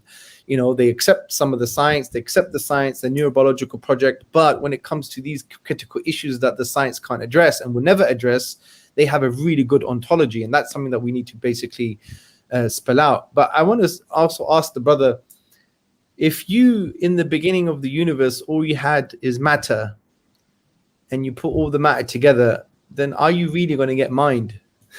That's really the most basic way of putting it. If you had, for example, bits of wood, and you put all these bits of wood together, are you going to get a Tesla? That's what we're basically saying. It's not an issue of, when we find out more about these pieces of wood and we hammer them in a particular way and we shape them in a particular way, we're gonna understand what's going on. It's beyond that. It's an ontological problem. No matter how many pieces of wood you have, and no matter what you do to the pieces of wood, you're not gonna get a Tesla, right? So if you had in the beginning of the universe lots of matter, are you going to get mind? And if you think you're going to get mind without having mind in the beginning, or consciousness in the beginning, or awareness in the beginning, then with all due respect, as I said, this is hocus pocus, man. This is magic. You want us to believe in magic, but you're articulating in a way that sounds, a bit smart. We can say anything. We can say this, like, I don't want to do this, but we can say the same thing about whichever hypothesis you guys put up, whichever religion you guys want to put up. It's the same. Like, God says be, and it is. Because what? That's just magic, man. No. That's just magic. So the reality is that whatever the ultimate explanation is, whether it's completely natural, whether it's godness, there is a fundamental difference, because the one who's saying be has names and attributes that enables him to say be and to. But how does he do it? That's the question. And you're going to have to say that either you don't know or it's magic. And even if you say you don't know, the atheist can just say, well, that's just magic, and I don't believe in magic, and so on. So I don't think it's useful to use terms like these. No, because saying I don't know isn't a claim to anything. So they can't say, oh, well, that's just magic, because you've not given an X to say X is magic. You've said I don't know. Yes, but with regards to you're saying that you can get those pieces of wood and you can somehow miraculously and magically create a Tesla. There is a fundamental difference here. Yeah, that's the thing. You have to appreciate there are two distinct examples here. What you're saying is we have matter and physical stuff that is not aware, doesn't have intentionality, there's nothing intentionally directing these physical processes anywhere. They're not aware of themselves, aware of anything outside of themselves. So they're cold, blind, non-conscious. And what you're saying, that gives rise to consciousness, which is equivalent of saying, give me a pile of wood and I'm going to give you a Tesla. That is magic. Saying I don't know how God does something because by virtue of his maximal perfection is not magic. Claiming that I have this non-conscious reality and all of a sudden appears as consciousness, that's magic. I'm sorry, I'm not gonna let you get away with that one. Yeah, that was a nice little tricky move. Yeah, it was like a Muhammad Ali, hidden little left, right, whatever you call it. Yeah. The point here is you are saying to me that we have pieces of wood and it's going to give us a Tesla. I'm saying to you that's magic, and you're saying it's logically possible. I want to know how, when you get a cold, blind, non-conscious thing that can give rise to consciousness. Let's break it down. Forget functionalism, emergent materialism, all of these isms and schisms and philosophical gymnastics. Let's break it down to the raw nuts and bolts. For me, it's nearly 1 a.m. So let's do this. Very simply. So you want to hear my response? It's very simple. Please. You either had a god or intelligent being that created human consciousness, okay, or you either had physical, materialistic matter or energy or whatever it was that had the potential to somewhere down the road give rise to consciousness. So both of these are hypotheses, and I'm not saying that my hypothesis is necessarily correct. Neither am I saying that your hypothesis is necessarily wrong. I'm just saying that there's so that's a good point. We're saying your hypothesis, my brother, is magic, because your words such as potential down the road, what does that mean? Are you saying that all of a sudden blind, cold, physical processes potentially down the road won't be blind, cold, physical processes anymore? Is that what you're saying? And if that's the case, how did that happen? And are you just redefining what it means to be physical and blind and non-conscious? With all due respect, we have to unpack what you're actually trying to say. I'm not going to allow you intellectually to make an equivalence between your magic and theism, because theism makes complete sense, because you have an all-aware being that brought into existence creatures that are aware. That makes sense, even if you don't know how. It makes philosophical, metaphysical sense as a metaphysical first principle explanation. But your explanation doesn't make sense. It's still magical in nature, because unless you're willing to convince us that physical processes are actually not blind and they actually are conscious, then you'll be moving away from emergent materialism and you'll be a panpsychist or something. You'd be moving to another explanation. Do you see what I'm saying? So what do you mean by eventually down the road? Sorry, really quickly. Thinkerman, just for 1 second. Do you understand that the claim that we're making here is that there's an epistemic and ontological problem saying that non-conscious physical material can produce consciousness? Do you understand that? That's what we're saying. Yeah, that was what my question was going to be. So, what do you think, that it's impossible for non-conscious to bring into being conscious material, or do you think that it's very unintuitive or unlikely, or whatever you want to call it, or something like that? Listen, guys, if we accept that you can get consciousness from non-consciousness, you accept a philosophical principle that something can arise from another thing that doesn't contain it and doesn't have the potential to give rise to it. The minute you accept such a principle, all forms of knowledge are null and void. Simple as that. I don't agree with the second one. I agree with the first one. It has the potential. Okay. Yeah. Having the potential means what? It means that under certain conditions, it can give rise to consciousness. Certain materials, things come together under certain conditions, they have the potential to give rise to consciousness. So let's unpack that. So you're saying a non-conscious blind physical process plus another non-conscious blind and physical process will give you a consciousness. Yeah, what's wrong with that? That's magic, man. That's what it is, man. Let's just be honest. Listen, if it looks like a duck and it quacks like a duck, then it's not a donkey, it's a duck, man. So you're saying if you get an wait a minute. Can I give you yeah, so go on, Hamza, go. Yeah. If you get sorry for being a bit more laid back now, yeah. It's getting late, that's why. So if you're having you're saying you got a non-conscious blind cold physical process plus a non-conscious blind physical process, that's going to give you consciousness. Again, you go back to my Tesla analogy. Lots of planks of wood is going to give you a Tesla. It's not. So, Thinkerman, if you can think about it like this, yeah. So there's another aspect with regards to consciousness called intentionality, which is basically the ability to think about an idea, or think about some sort of object that's not in your direct sensation, like thinking about the Taj Mahal or Mecca or Medina, even though I'm not there. Now, you can break down those thoughts under a materialistic perspective by saying that they are neurons or action potentials of neurons. But there's nothing within the neurons and the action potentials of the neurons that's going to say that that particular set of firings is going to result in a particular thought about Mecca or Medina. Do you understand that point? You need, even if somebody says, well, we can map the brain, and if a person sees the image of the Kaaba, this will light up, and if he sees the image of Medina, this will light up. You still need a mind that comes before to interpret the signals in order to then correlate the signals with the particular thought. Do you understand that point? Yeah, I think so. So an analogy would be like Morse code.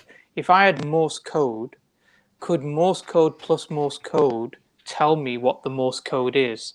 Or do I need a mind in order to explain the Morse code?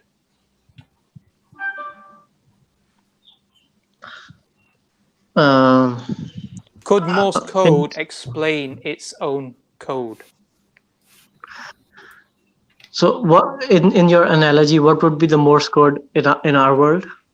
The Morse code is the brains, the action potentials, the neurons. Yeah. So because they're abstract that you can look at them as abstract signals. You know, you can look at them as ones and zeros on a computer screen.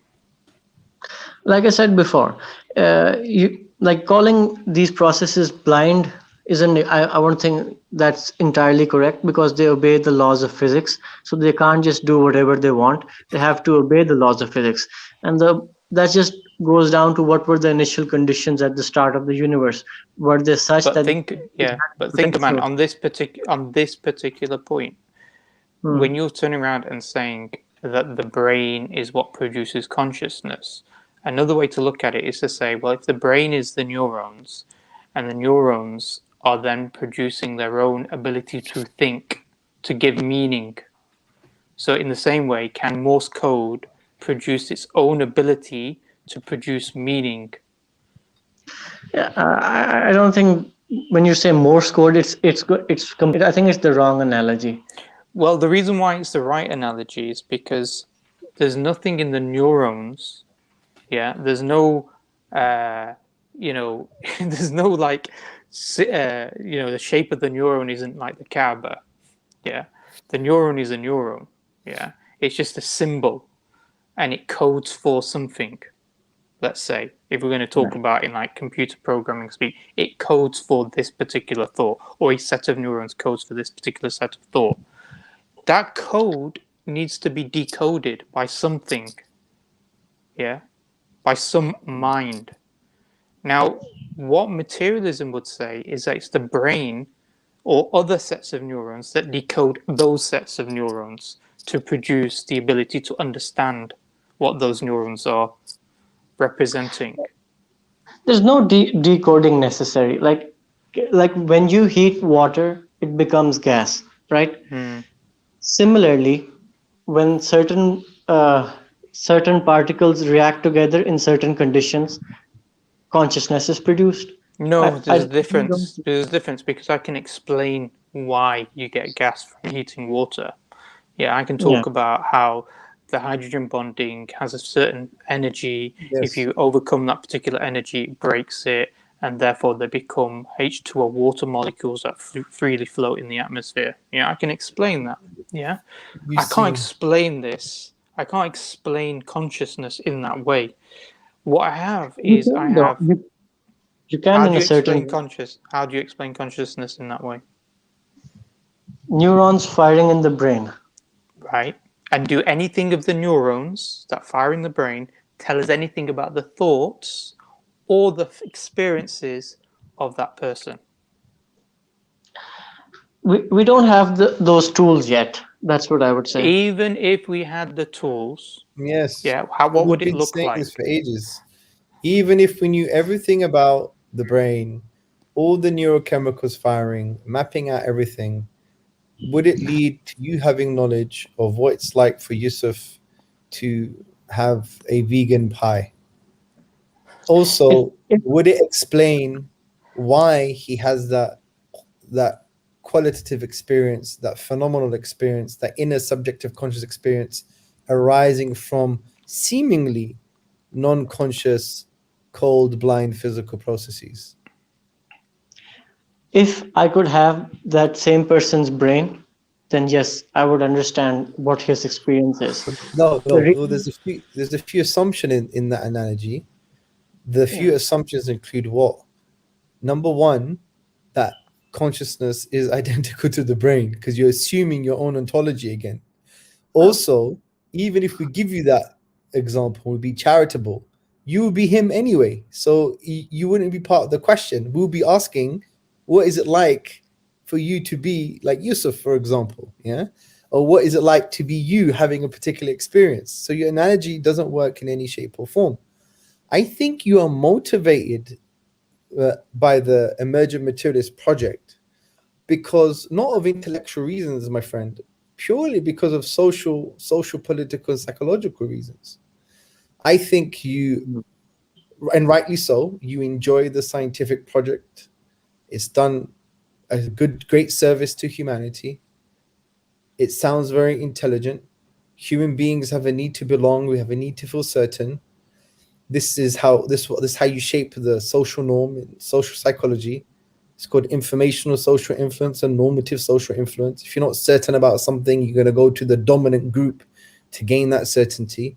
If you don't belong to your subgroup, you're going to go to the dominant group to get some belonging. And I think you're motivated by psychological factors as well, just like I am and just like many other people are. And maybe you should stand in the possibility that you're not getting it up to this point and not getting the idea that you're already presuming your own assumptions or your own ontology. That it's maybe because primarily there are other social psychological factors. Maybe it's something that I need to explore, and maybe it's something that you need to explore, bro. And this happens, we're human beings. We're not abstract robots. We're not just inputs and outputs, no matter what the functionalists tell us. we are human beings. So maybe stand in the possibility that maybe there's some of the things that we're motivated and the way we're trying to articulate ourselves and the way we're trying to intellectualize magic here. I think it's primarily because of underlying social psychological aspects that we haven't really explored. And part of the maturing process, and I'm not saying this as some kind of paternalistic guy trying to take care of you. I'm talking about myself. I got full of these things. Maybe it's time that we stand in the possibility that we are motivated because of other reasons. And that's the real driving force behind our so-called intellectual stances in many cases. Maybe you should stand in the possibility that that's the case in this situation, because I find it very bizarre that you've been articulating magic for the past half an hour. And I'm not saying in a belittling way. I'm just saying I really believe, I'm being authentic with you. I don't want to be fake with you, man. And I really believe that it's like it's logically reduced to magic, man. Getting the planks of wood and getting a Tesla, because you have not shown what's in the physical property that can give rise to the things that we're talking about. You're saying potential one day in the future.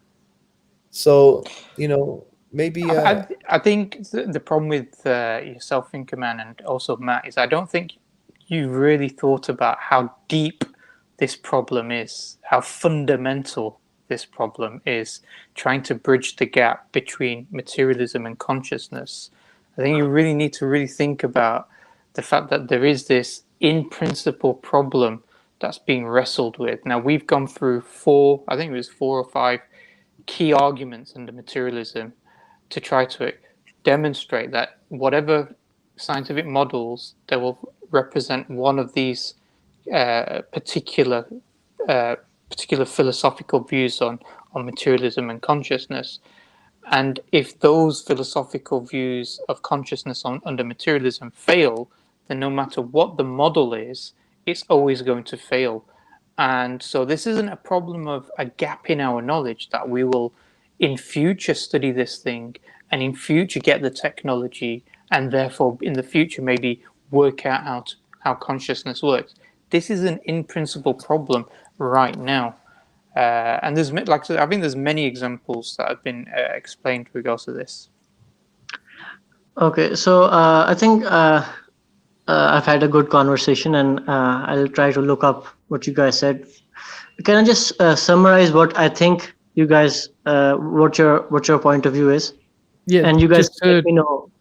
no problem. But we're just going to start to wrap up with yourself now as well. So if you try and do that quickly, inshallah, we're going to move on to the next guest as well. Yeah, sure. So what I understand is that you guys are saying that it's akin to magic, saying that unconscious material things can, in certain conditions, produce consciousness. It's akin to magic, and that's one of the reasons. And the second reason is because we cannot know what it's like to what we cannot know what it's like, what the other person's experience is. That is why consciousness cannot be grounded on No, just to material. be So accurate, think about really. Yeah. So go, Hamza. what we said is magic is not what you just said. We said if you believe that something can arise from another thing that doesn't contain it or doesn't give the potential, it doesn't have the potential to give rise to it, that would be magic. And when in our assessment of physical stuff, by virtue of its definition and reality, falls into that kind of area. Just to repeat, when you claim that something can give rise to another thing that doesn't contain it in the first place and doesn't have the potential to give rise to it, yes, that's magic specifically. And the other two things on the hard problem of consciousness were that if you understand everything about the physical brain, the neurons, etc., all the electrochemical activity, it doesn't give rise to knowledge of knowing what it's like for a specific conscious organism to have a specific conscious experience. And it doesn't answer the question, how do we have an inner subjective conscious experience arising from physical processes that are seemingly non-conscious, blind, and don't have intentionality, meaning they're not aware of themselves, aware of things outside of themselves, or they are about something else. So that would be the summary. Yeah. So think, man, one thing that's really important is that when Hamza gives the example about you can't know his experience, the issue is that you can know everything about his brain. You can know everything about my brain. You can know everything about the neurons, and potentially we'll get to know even more about the brain and the way the brain works. But no matter how much you know of the brain and the neurons, it won't be able to tell you anything about the experience, independent of you having the experience and then you correlating in your own mind. Yeah, that's the issue. Yeah. So, for example, just to repeat the example, if a person is blind from birth, and that person or deaf from birth, and that person, he's able to become the best neuroscientist in the world, and he's able to study everything about the brain, he won't be able to understand what the experience of listening to Mozart or piano sounds like. Yeah. So no matter, that's the in principle problem, the unbridgeable gap between knowing the physical aspect and knowing the experience. And that's not a in the future we'll get the science. It's not a science of the gap argument. That's an in principle problem. Yeah, I think I understand what you guys are saying, and thanks so much for giving me so much time. I've had a lot of fun. Thank you, guys. Cool. No problem. Thank you. Thanks for joining us. Thank you. So are we having one more guest, or are we finishing it now? So there's a couple of guests on. I don't want to keep anyone if they need to go or anything. It's just that they've been waiting for a while. So there's two that are joined in a bit ago, but not too long ago. But Sam Chaos and the guy with an Arabic name that I can't pronounce have been waiting. So it's up to you. Do you want to have these two more guests on and just sort of limit them to a certain amount of time, or Hamza, are you okay, or is it's been a while, Hamza? I'm at service. Okay. I'm having fun now, so whenever you guys want to go, I'm done. I might have to go early, but yeah, let's bring the other guys on. Okay. So Sam has very graciously gave up his place in the queue for this gentleman with the Arabic name. So we'll just bring him on now. So do you want to ask your question, brother?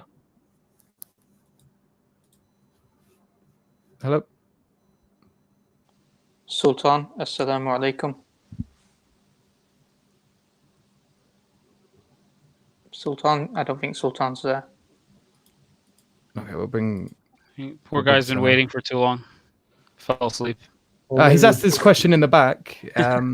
So he said, my question is, how does the existence of my own subjective consciousness truly objectively exist, whereas only I can subjectively experience my own existence? It's a good question. So It's I'll actually bring a it good up. question. That's where dualism comes in, though. I mean, yeah. How does the existence of my own subjective consciousness truly objectively exist, whereas I can subjectively experience? I can subjectively experience my own existence. It's a very good question. I like it. How does the existence of my own personal consciousness truly exist when I can only subjectively? Yeah, I think it's the most objective thing that we have is that we have a subjective experience. Absolutely. I think the problem he's trying to point to, or the question he's trying to point to, is that how does this subjective experience literally exist when, like, we have a problem with the idea of pointing to something and saying that is a subjective experience. So I think that's the kind of the problem he's alluding to. So if it's a subjective experience, only I'm having it.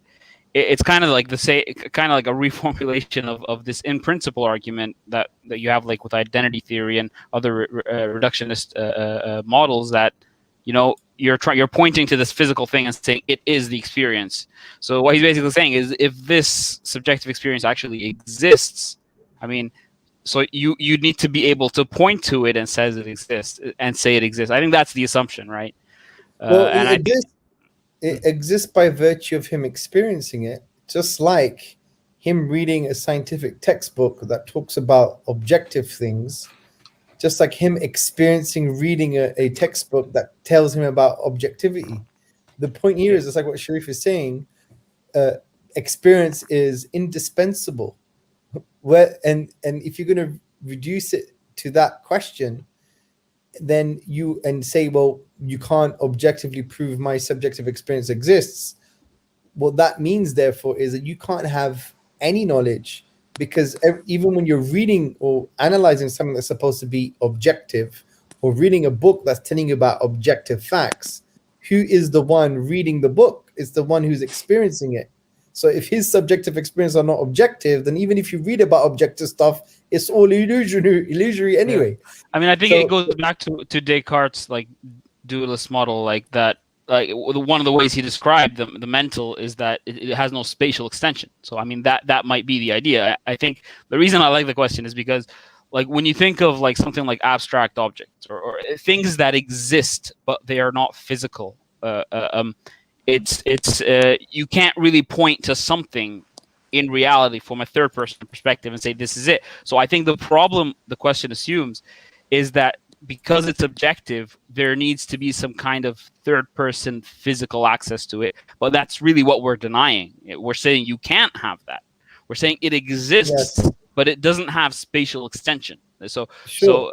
Yeah. And not just that, something that that he needs to be aware of is his use of subjective and objective here. Now, when we say subjective experiences, we're saying this experience is the experience that only you can have. It's subject to you. It doesn't mean it's not real or not true, because sometimes the use of the word subjective means it's just an opinion. It might not be true. Yeah, we're not using the word subjective in this context, and that's why there might be a semantic issue here. What we're saying here is it's a first-person fact. That's the better way of putting it, to be honest. There is a first-person fact that I am experiencing something right now.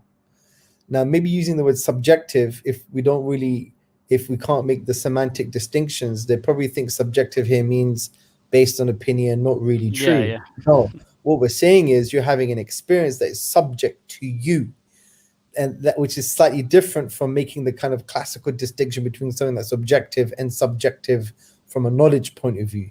So this is something very important for him to understand. Maybe he's misunderstood the use of the word subjective. So let's call it basically a first-person fact.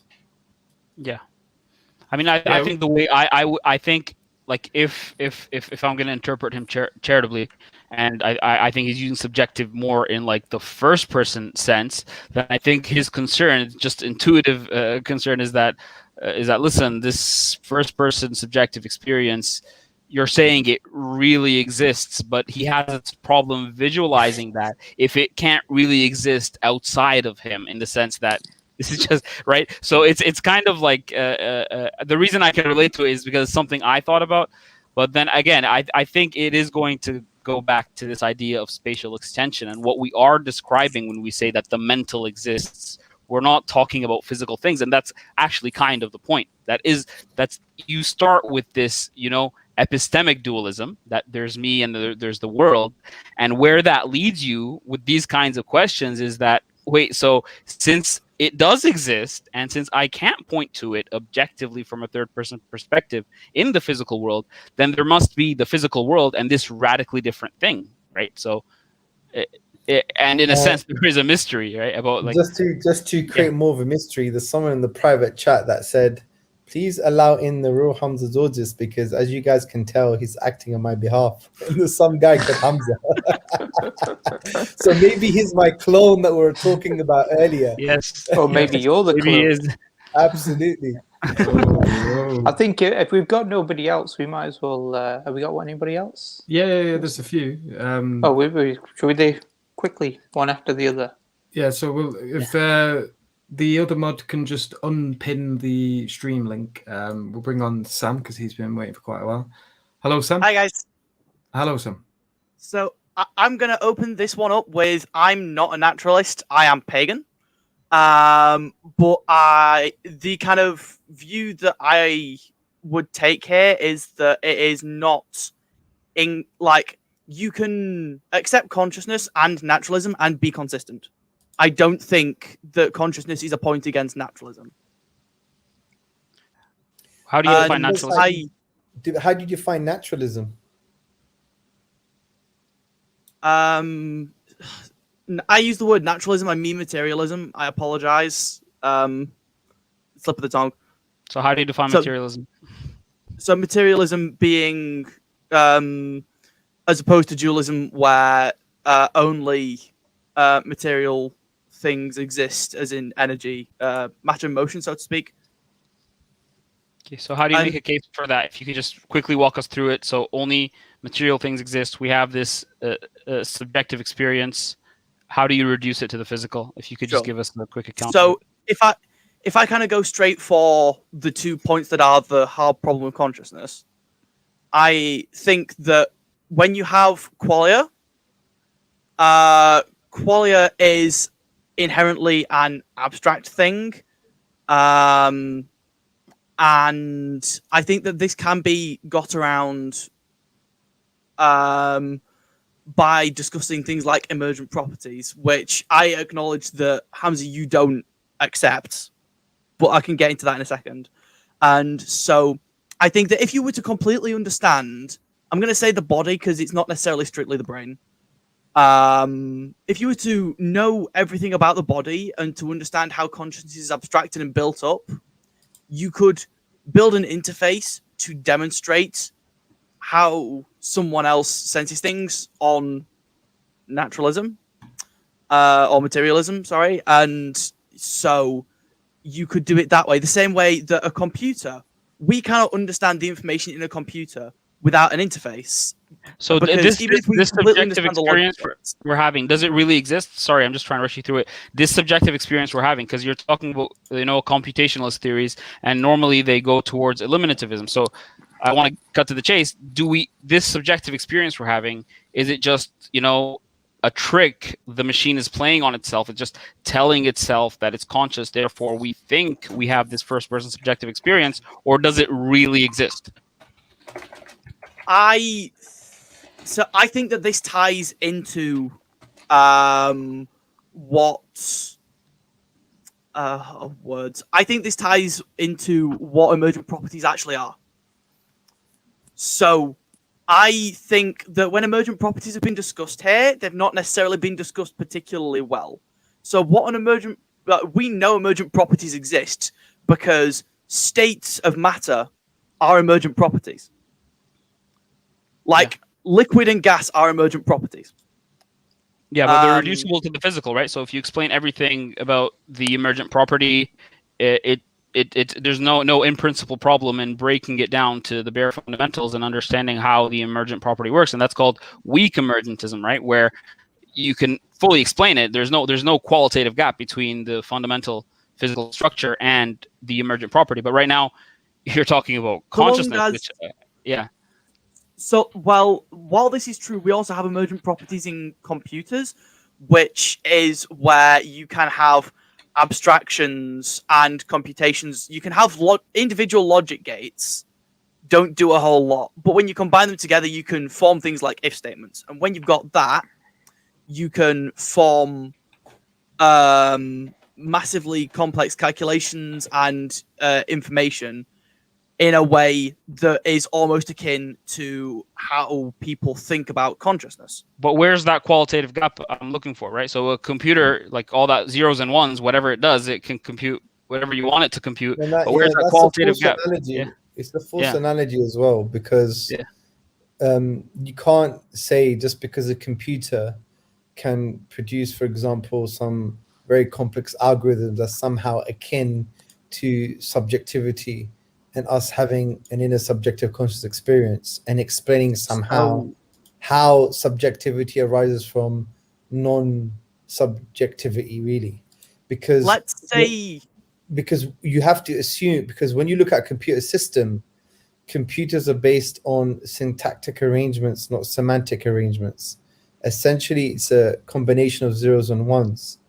Now, the individual zeros and ones do not have intentionality, which is a key feature of consciousness, meaning that when we have a stream of consciousness, we're thinking about something, external to us. So I'm looking at my laptop screen now. So my thoughts are about my laptop screen.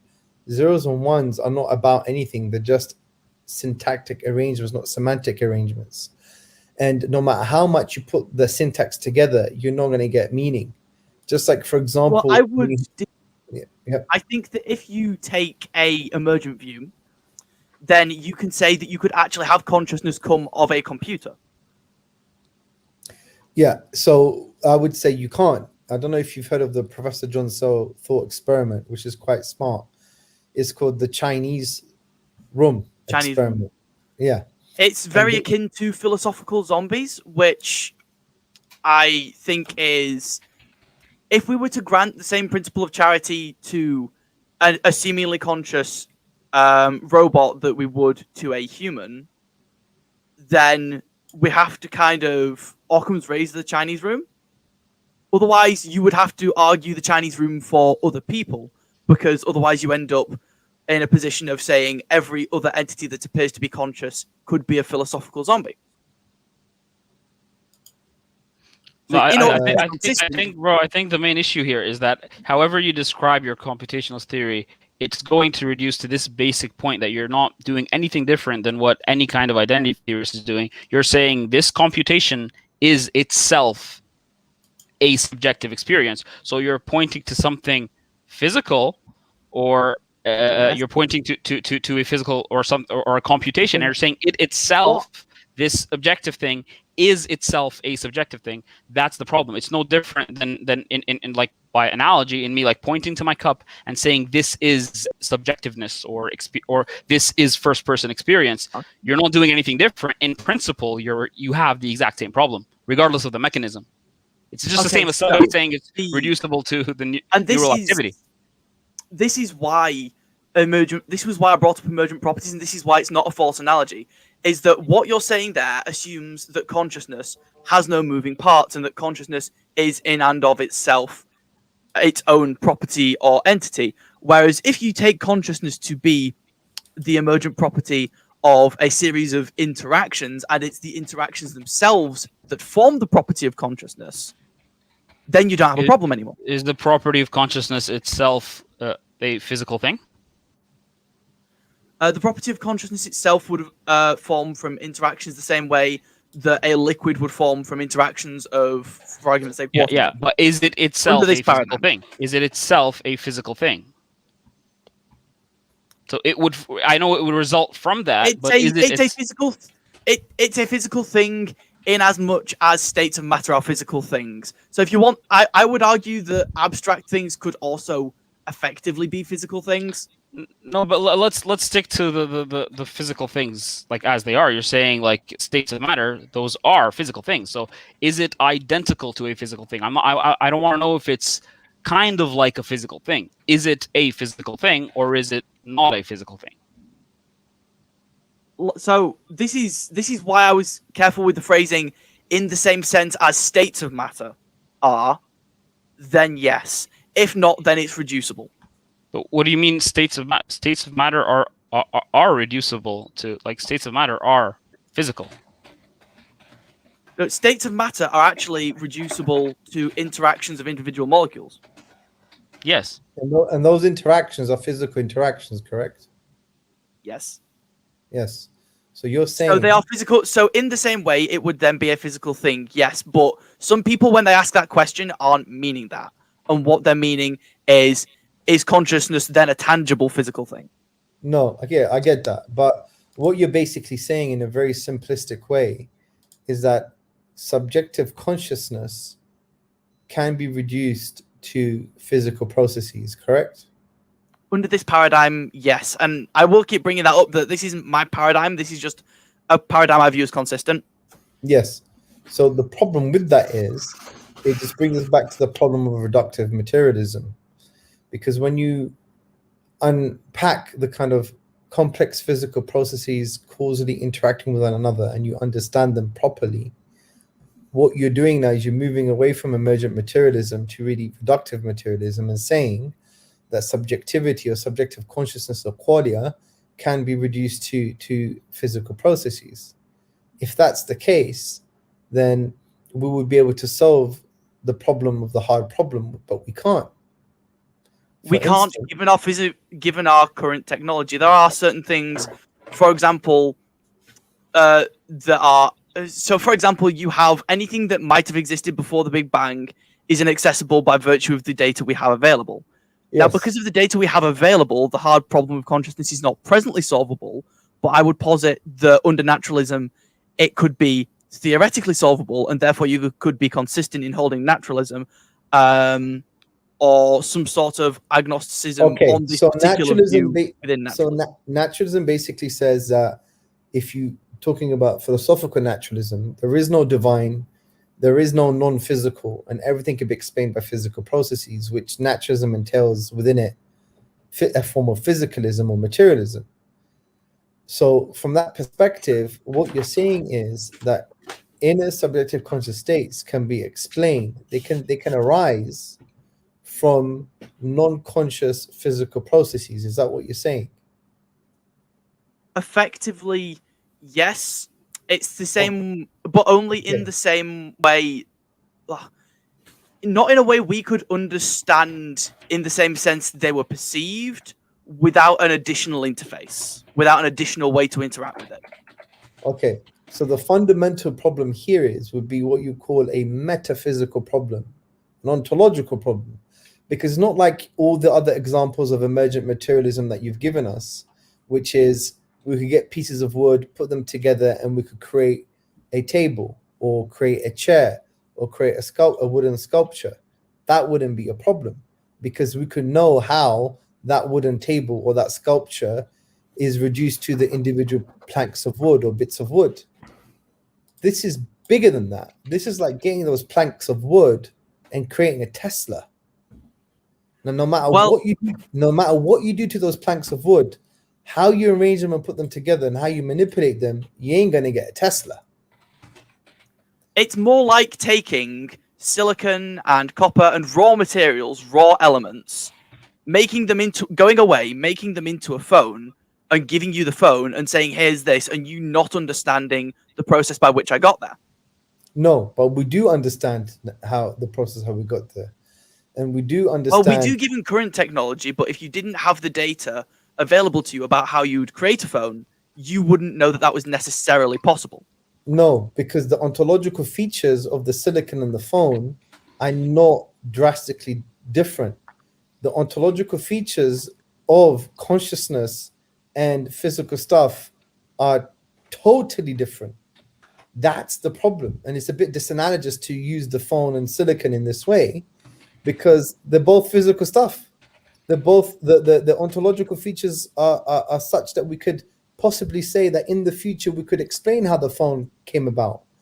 But when it comes to consciousness itself, conscious reality, the kind of first person conscious experience, the structure of experience, the reality of consciousness is fundamentally different from something physical, because by definition, something physical is cold, is non-intentional, is blind, right?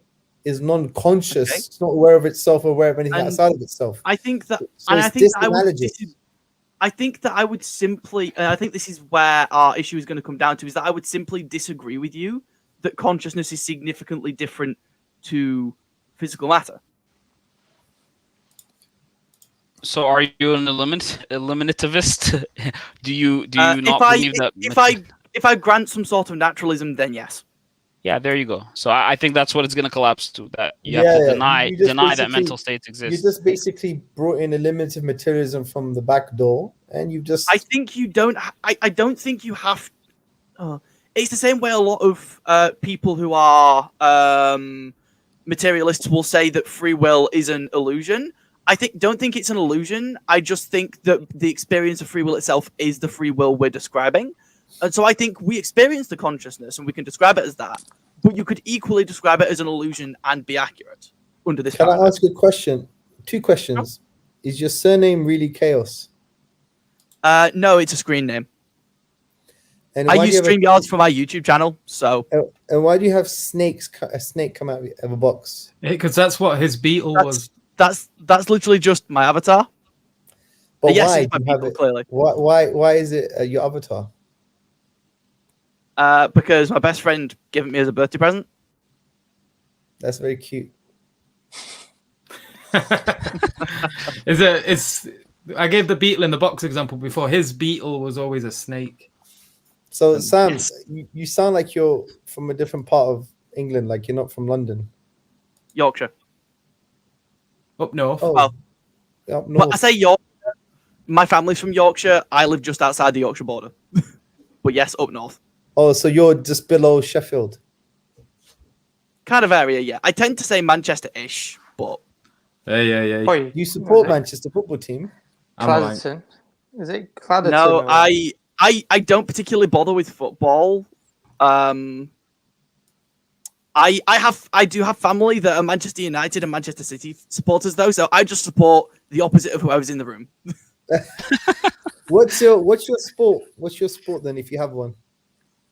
The closest I have to a sport I follow is snooker, and that's just because my granddad taught me to play snooker. Yeah, that is a tough game actually. That is a Fancy. very tough game. Especially when you have those big tables. Like pool is easy, but snooker is like it's tough, man. You have we be need to go Yeah. to a snooker. I'm What's your waiting for- favorite food, Sam? What's your favorite food?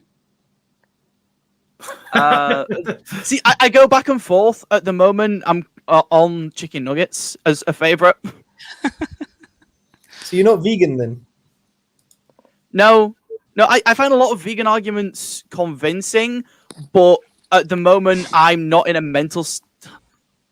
Does it make sense to say I'm not in a mental state where I could deal with a lot of the stresses I currently have and trying to change to a vegan diet? Yeah. Yeah. I guess so.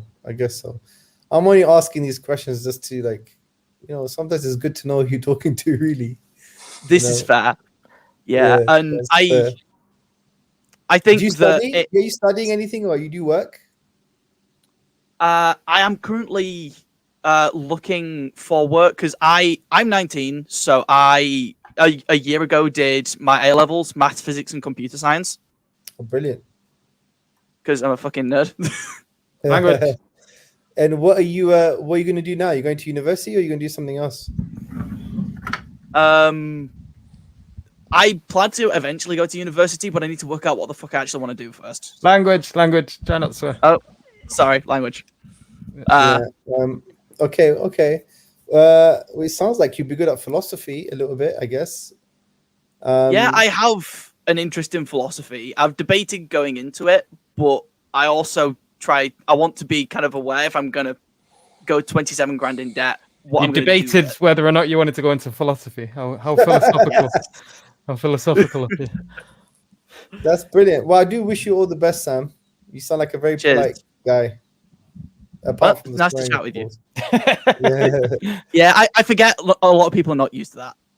Cancel us. yeah, of course. No, I come from a family that swears in every second sentence. I am used to it. I just still not a fan of it.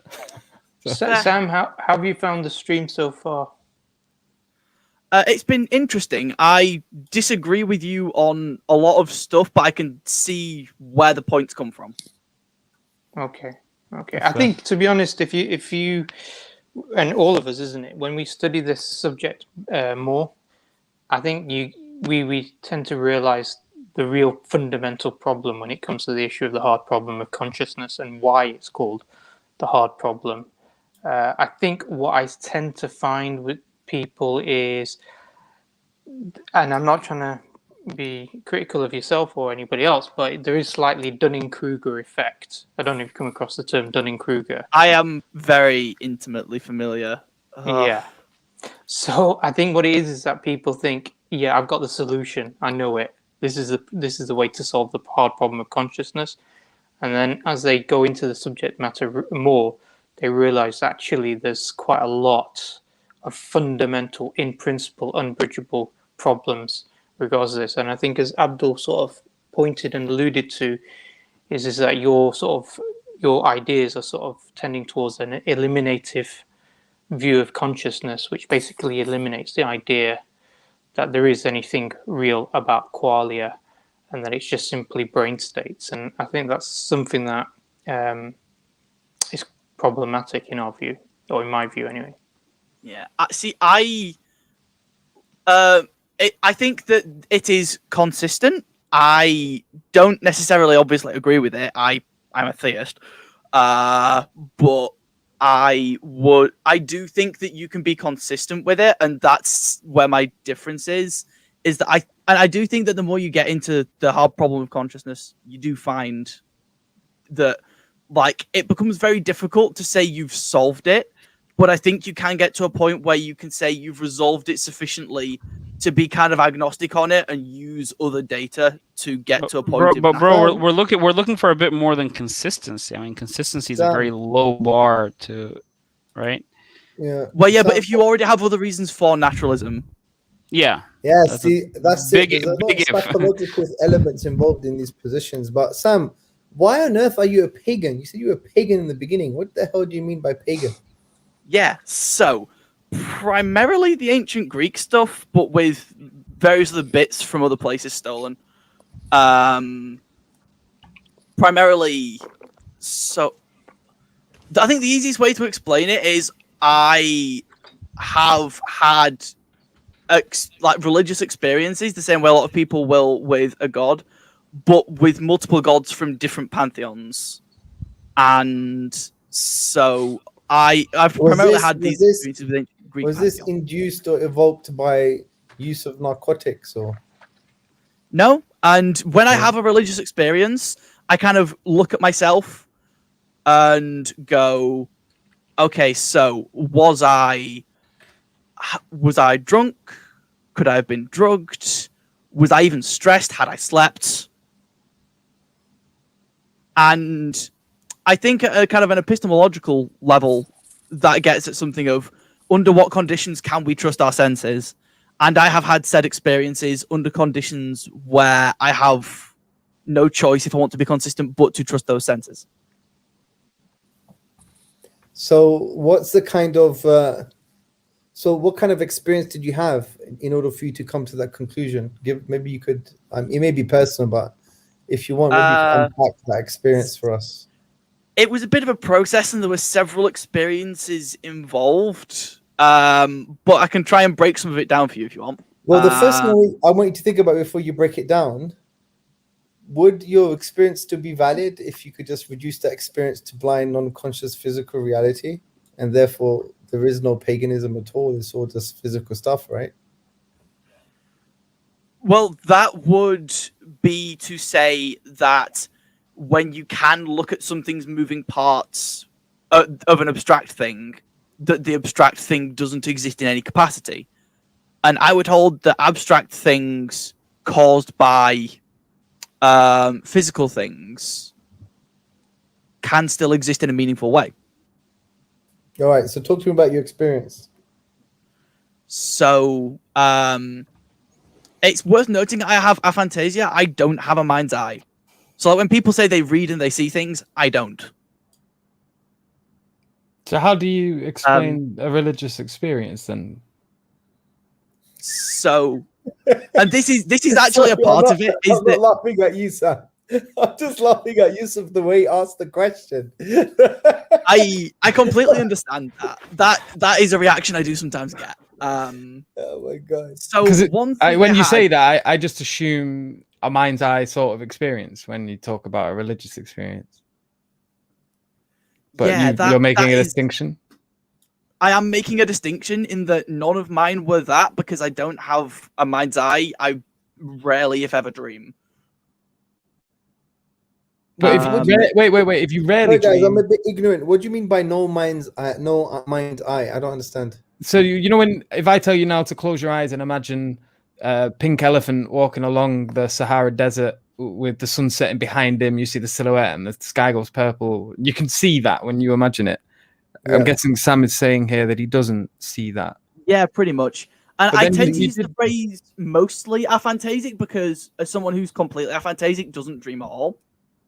So I have very little mind's eye, and it's primarily only active when I'm very high or asleep. So how do you have these experiences then?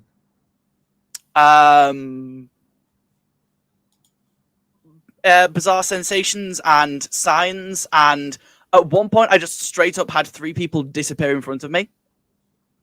Wait, what? Like I was out in the woods and I saw a couple with their child in a clearing.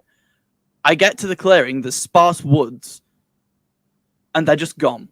What if the people were a mind's eye vision?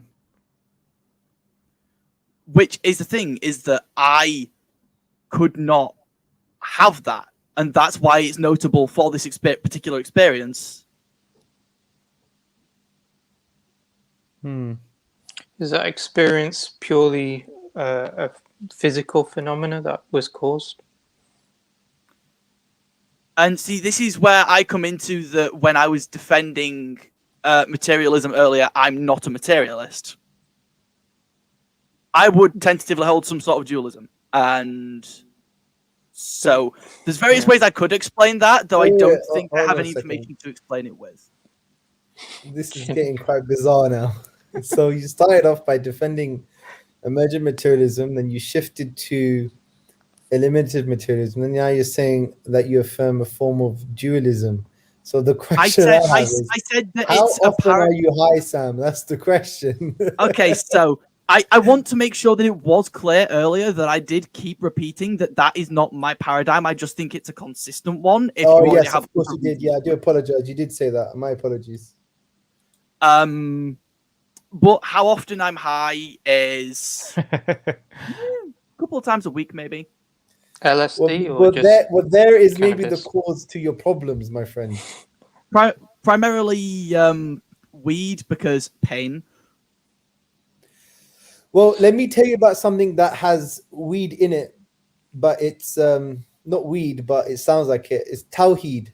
So in the Islamic tradition, bro. But what we believe in, nice transition. So what we believe is tawheed. Now tawheed means affirming oneness, yeah. Mm-hmm. And what we understand by affirming oneness, that we believe there is one unique creator for everything that exists, and he maintains and sustains everything. And we also believe that he has names and attributes that are transcendent, and he is maximally perfect. He's perfect in his knowledge and his wisdom and so on and so forth, and he is the all-loving. And fundamentally, we believe that this creator is worthy of our adoration, of our love, to be known, to be obeyed, and to direct all of our acts of worship to him alone. So in essence, this is the summary of what Tawheed is. There is a one unique creator that has names and attributes that are unique and transcendent, and he is maximally perfect, and that he is worthy of our adoration and to be known and to be loved and to be obeyed, and for us to direct our acts of worship like ultimate gratitude to him alone, and all praise. Because isn't it true, Sam, like, who's your favorite snooker player? If I know names, I don't know names, I just watch games basically, and I'm like, oh, okay, these people did fairly well. Okay, good. So when you see a really good, for example, a good snooker, or you see a 147 or 157? 147. What do you do? How do you react? I'll be honest, I don't react with much of anything, just a bit of, oh, that's really cool. Okay, good. So it's just an emotional response. You react with the form of what you would like praise, because saying something is really cool is like saying, oh, wow, that, it's praiseworthy. Is there anything else that you say wow or wicked or that was brilliant to? Is there anything else?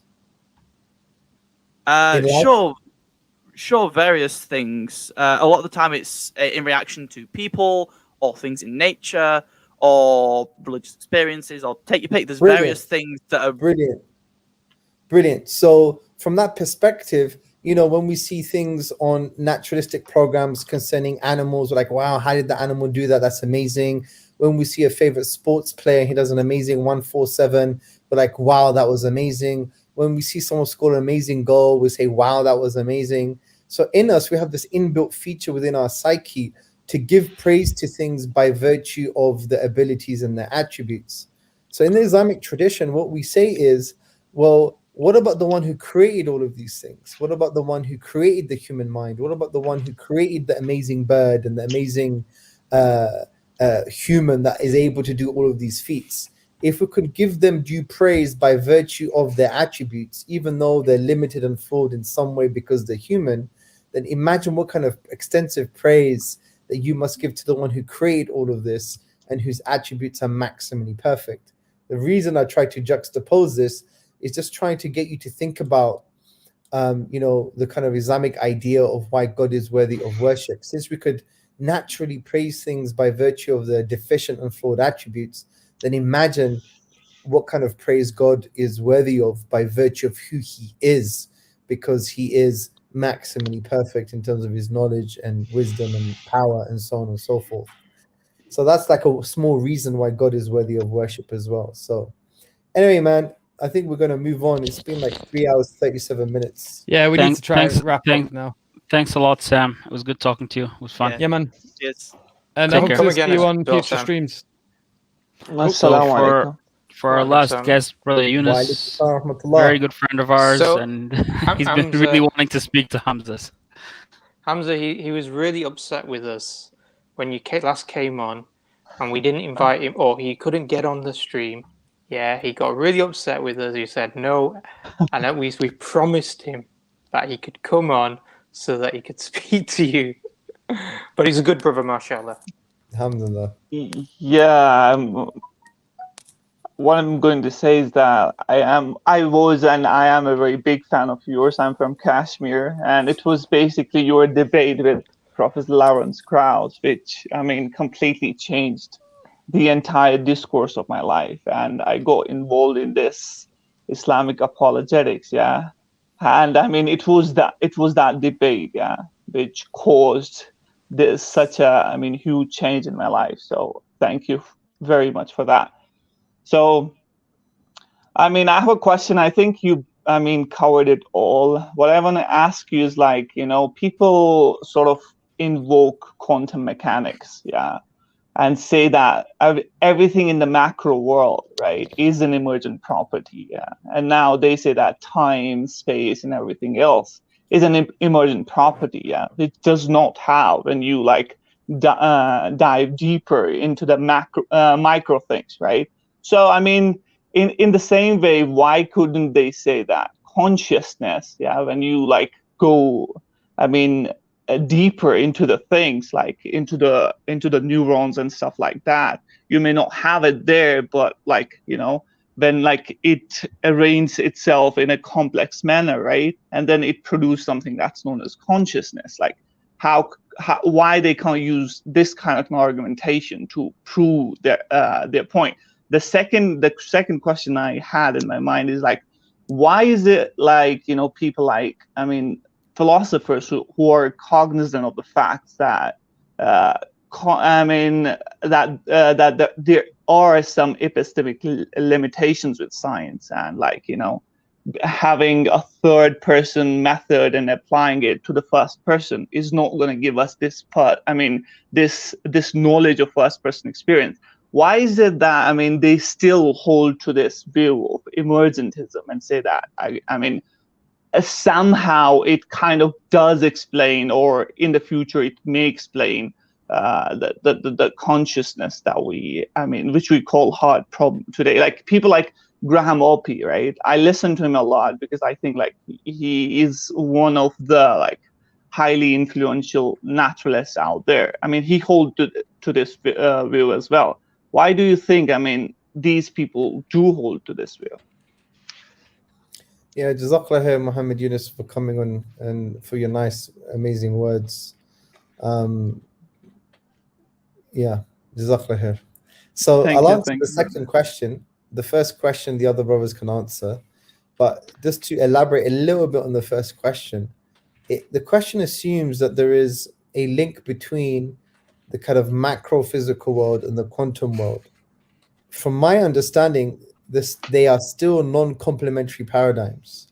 So the question can only really apply if you assume that they are complementary paradigms.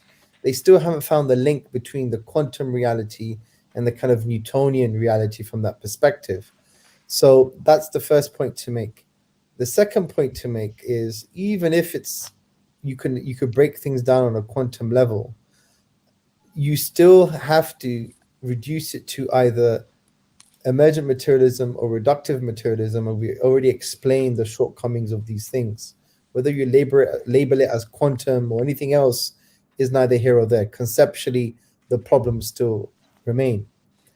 With regards to the second question, which was, why do these thinkers, these naturalists, believe in emergent materialism, is because if you look at reductive materialism and emergent materialism, because if you remember today's live stream, we spoke about weak emergent materialism as well, which really presupposes reductive materialism. Even in the academic literature, they are motivated by a psychological reason, not a scientific one. They are motivated by the fact that science is doing well and science is going to close the gap. That's it. If you go read Anti-Revontio, read whoever, they are motivated by the fact that in the history of science, scientific language, third person objective language, has replaced the kind of folk psychological language we've been using. That's the key motivation of a limited materialism, reductive materialism, and also by extension weak emergent materialism. So they're motivated by a psychological reason. But is that psychological reason justified though? No, because people don't realize this a lot about science. Sometimes when science improves, it doesn't close the gap, it widens the gap. People don't understand this. For example, before we believed that the cell was just blobs of cytoplasm. But then when we basically found out more about the cell and we found out about DNA, it opened a huge can of worms, right? And so many different things in scientific discourse. Sometimes science doesn't always close the gap. It actually widens the gap as well. But even in saying that, if you are attentive to our criticisms of these different approaches to the mind, we said even if we were to know everything about the science, it would not lead to closing the epistemic gap. In other words, knowing what it's like for Abdul to have, I don't know, a lemonade on a Sunday morning, and we won't be able to answer sufficiently the question of how do we get these qualia or subjective experience arising from seemingly non-conscious, cold, blind physical processes. It's equivalent of getting a bunch of wood and manipulating them together and getting a Tesla car. So that would be my answer to that question from that perspective. And just a quick comment on the Krauss debate. That was like nearly 8 years ago, I think. Yeah. And obviously moved on a lot from there, and I don't do that many debates. I think we have to realize in the dawah that debates are not the only means, and we have to be very strategic with them. Sometimes we think doing debates for the sake of it is a good thing. In actual fact, doing debates all the time as part of the dawah is very immature and it's destructive. Like, I don't want to gun down the, what happened in Hyde Park Corner, but in Speaker's Corner, there was massive debates with, I think, the black nationalist Kermit guys. And the brothers debated them just by virtue of having a debate. They revived, or they brought into the public domain shubuhat, destructive doubts that never existed before. And I remember receiving stuff saying, oh, this guy debated him, he's got this question. It created a lot of shubuhat for some people. So we have to be very smart when we do debates. And we have to basically be strategic when we do debates. So it has to be in the right time, in the right place, in the right context. And debates are not necessarily dawah. They are a means to dawah, and they're a means for kind of creating a kind of intellectual izzah for the deen and giving confidence to the Muslims. But it has to be done in the right way, in the right time, in the right place. Unfortunately, these days, we think debates is the only means for dawah. And then, it's not that smart. And it shows a lack of maturity in the dawah, in my view. Like, I personally know, and I don't want to mention his name because he's here, there are people here who'd be probably better debaters than most of people online. But they don't debate because, they've probably got the right tarbiyah. We've got the right understanding of when you should do it and how you should do it and why you should do it and when you should do it. But these days, we're just debating for the sake of it. And that is a very problematic thing concerning the dawah. And even Allah says, and debate with them in ways that are best. The wajadilhum, the wa here is like almost like a buffer between the normal dawah and the exceptional dawah. And the Mufassirin, they said these type of debates are exceptions, they're not the norm, right? And when you do use them, you have to do it from the perspective of doing it in the right time, right place, for the right objective, to seek the right impact. And we've lost that, unfortunately. We've lost that in the dawah. And we need to revive that kind of tarbiyah, it's very important. But now everyone's debating everyone, Yeah. I wanna add just a part to the what you said earlier about the whole quantum question. That just a very small Guys, small before that comment. happens, I really need to go now. It's like 1:50 a.m. Okay. So Okay, listen, Jazakallah khair for all your Yusuf, patience may and Allah for bless you, staying with bro. us. And you, We'll catch up tomorrow, inshallah. yeah, we still need that meeting. Yeah, I do. Sharif, Before you Sharif, go, I love you, bro. Hamza, You're a hero, man. I want to. before you go, I Allah mean, bless you. before, We need to get you more involved, man, in everything. Inshallah, man. We need to use and abuse you, man, for the sake of Allah. Abdul, you're the coolest guy in Malaysia. You're in Malaysia, right? No, I'm in Sweden right now. I was in Oh, Malaysia. Sweden. Oh, mashallah, you're everywhere. Yeah. Well, Yeah. Mohammad, I've said that too. He's are you in Azad Kashmir or occupied Kashmir? no, occupied Kashmir. May Allah liberate you. Thank you. Mm. Before you go, I would want to invite you to our channel. We got a channel called EA Show on YouTube. So I mean, we do things similar to what Tab guys do. I'm at your service. Just get my contact details from Yusuf, and I'll come on board, inshallah. Yeah. Inshallah. Thank you very much. Jazakallah Thank Allah you. bless every single one of you. Jazakallah for the opportunity, guys. Assalamu alaikum. Wa alaikum assalam. So just that quick comment I wanted to make was that these quantum theories of consciousness are basically, identity theories as well. I mean, they fall into that category. And Stuart Hameroff, who's one of the main advocates of these quantum theories, along with Roger Penrose himself, he says that, it is the quantum events themselves that are the consciousness. We are advocating for some kind of an identity theory. So it's the same problem all over again. Right before we close, there's a question that Brother Riyad was telling us to answer, and then we can close all together with Brother Yunus here. So don't leave Yunus. Okay, so the question is, how would you guys interpret the verse in the Quran where everything makes tasbih on Allah? Does that mean that everything has some kind of consciousness? Wouldn't that mean there is no such thing as cold and blind? So I don't know who wants to answer that, but oh yeah, sorry. Yeah, you read it. Anticipating because there wasn't enough room for it to go into one thing like that. So I didn't know if you were... I think for me the main point is that the verse says, that we do not understand or comprehend the method or the mechanism or how that tasbih occurs. Not sure if it's a conscious tasbih. If it is, I just don't see a problem. It's not this kind of like materialistic panpsychist view where matter is both conscious. Matter has this property of conscious inherent to it on a purely materialistic framework, which is what someone like Chalmers would advocate for. I think on theism, you already have this dualist view that accounts for subjective experiences. So wherever you do find the subjective experience, it's really not a problem. The mechanism of it is not a problem because it isn't this qualitative, there isn't this qualitative gap between the material and it producing a conscious experience. So that's the way I'd answer it. I don't know if it's a conscious experience. We don't. Allah says we don't comprehend, or we don't have the ability to comprehend the method of tasbih. And at the same time, if it is conscious, well, we already have that dualist view on theism that kind of gets us out of that problem. So we're going to leave it there. Apologies to the other brothers that were in the back, or sisters, that wanted to come on. It's been so long now. When we're hitting 4 hours, we really need to wrap this up. So I did mention in the chat, if you could please send us an email with your question, and we'll get one of the brothers, inshallah, during the week coming to try to respond to that. That's on there.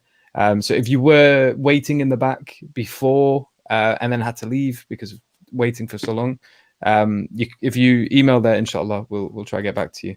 And forgive us for not being able to bring you on. It's just obviously very difficult to sort of manage these and try to get everyone on.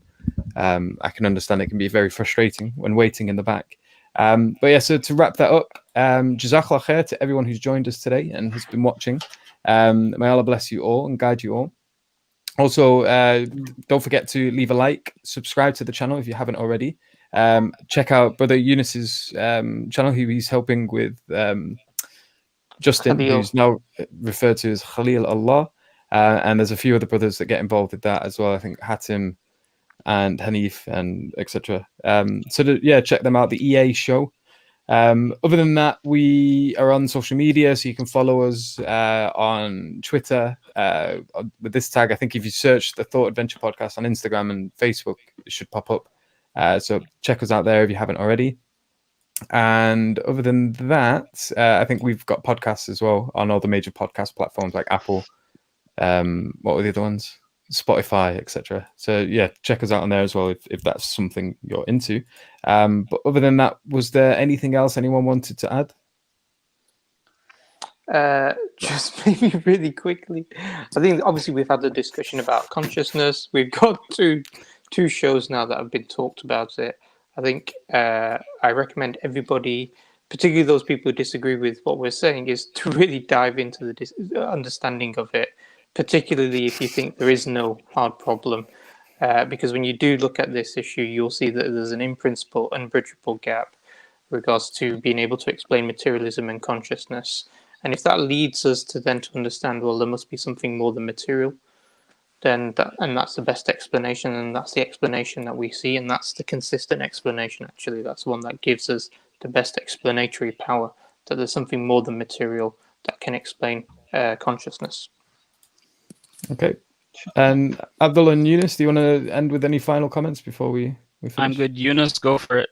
Yeah, I just want to say that, like, if you guys are interested, Hamza Tzortzis has written a book called Divine Reality. There's a big chapter, right, on consciousness. He explains everything in detail. You guys might, should check that out. Like, if you really want to understand. It's a brilliant book as well. Really approachable. Yeah.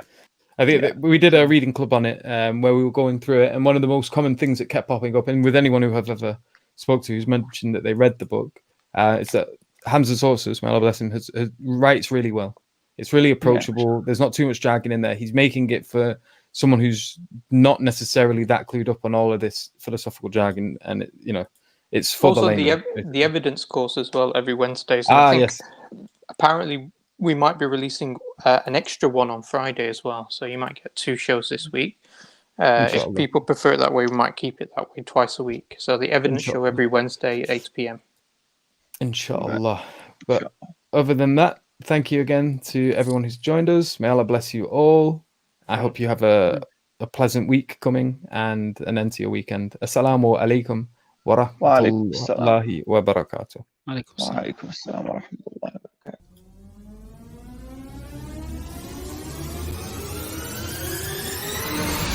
حي على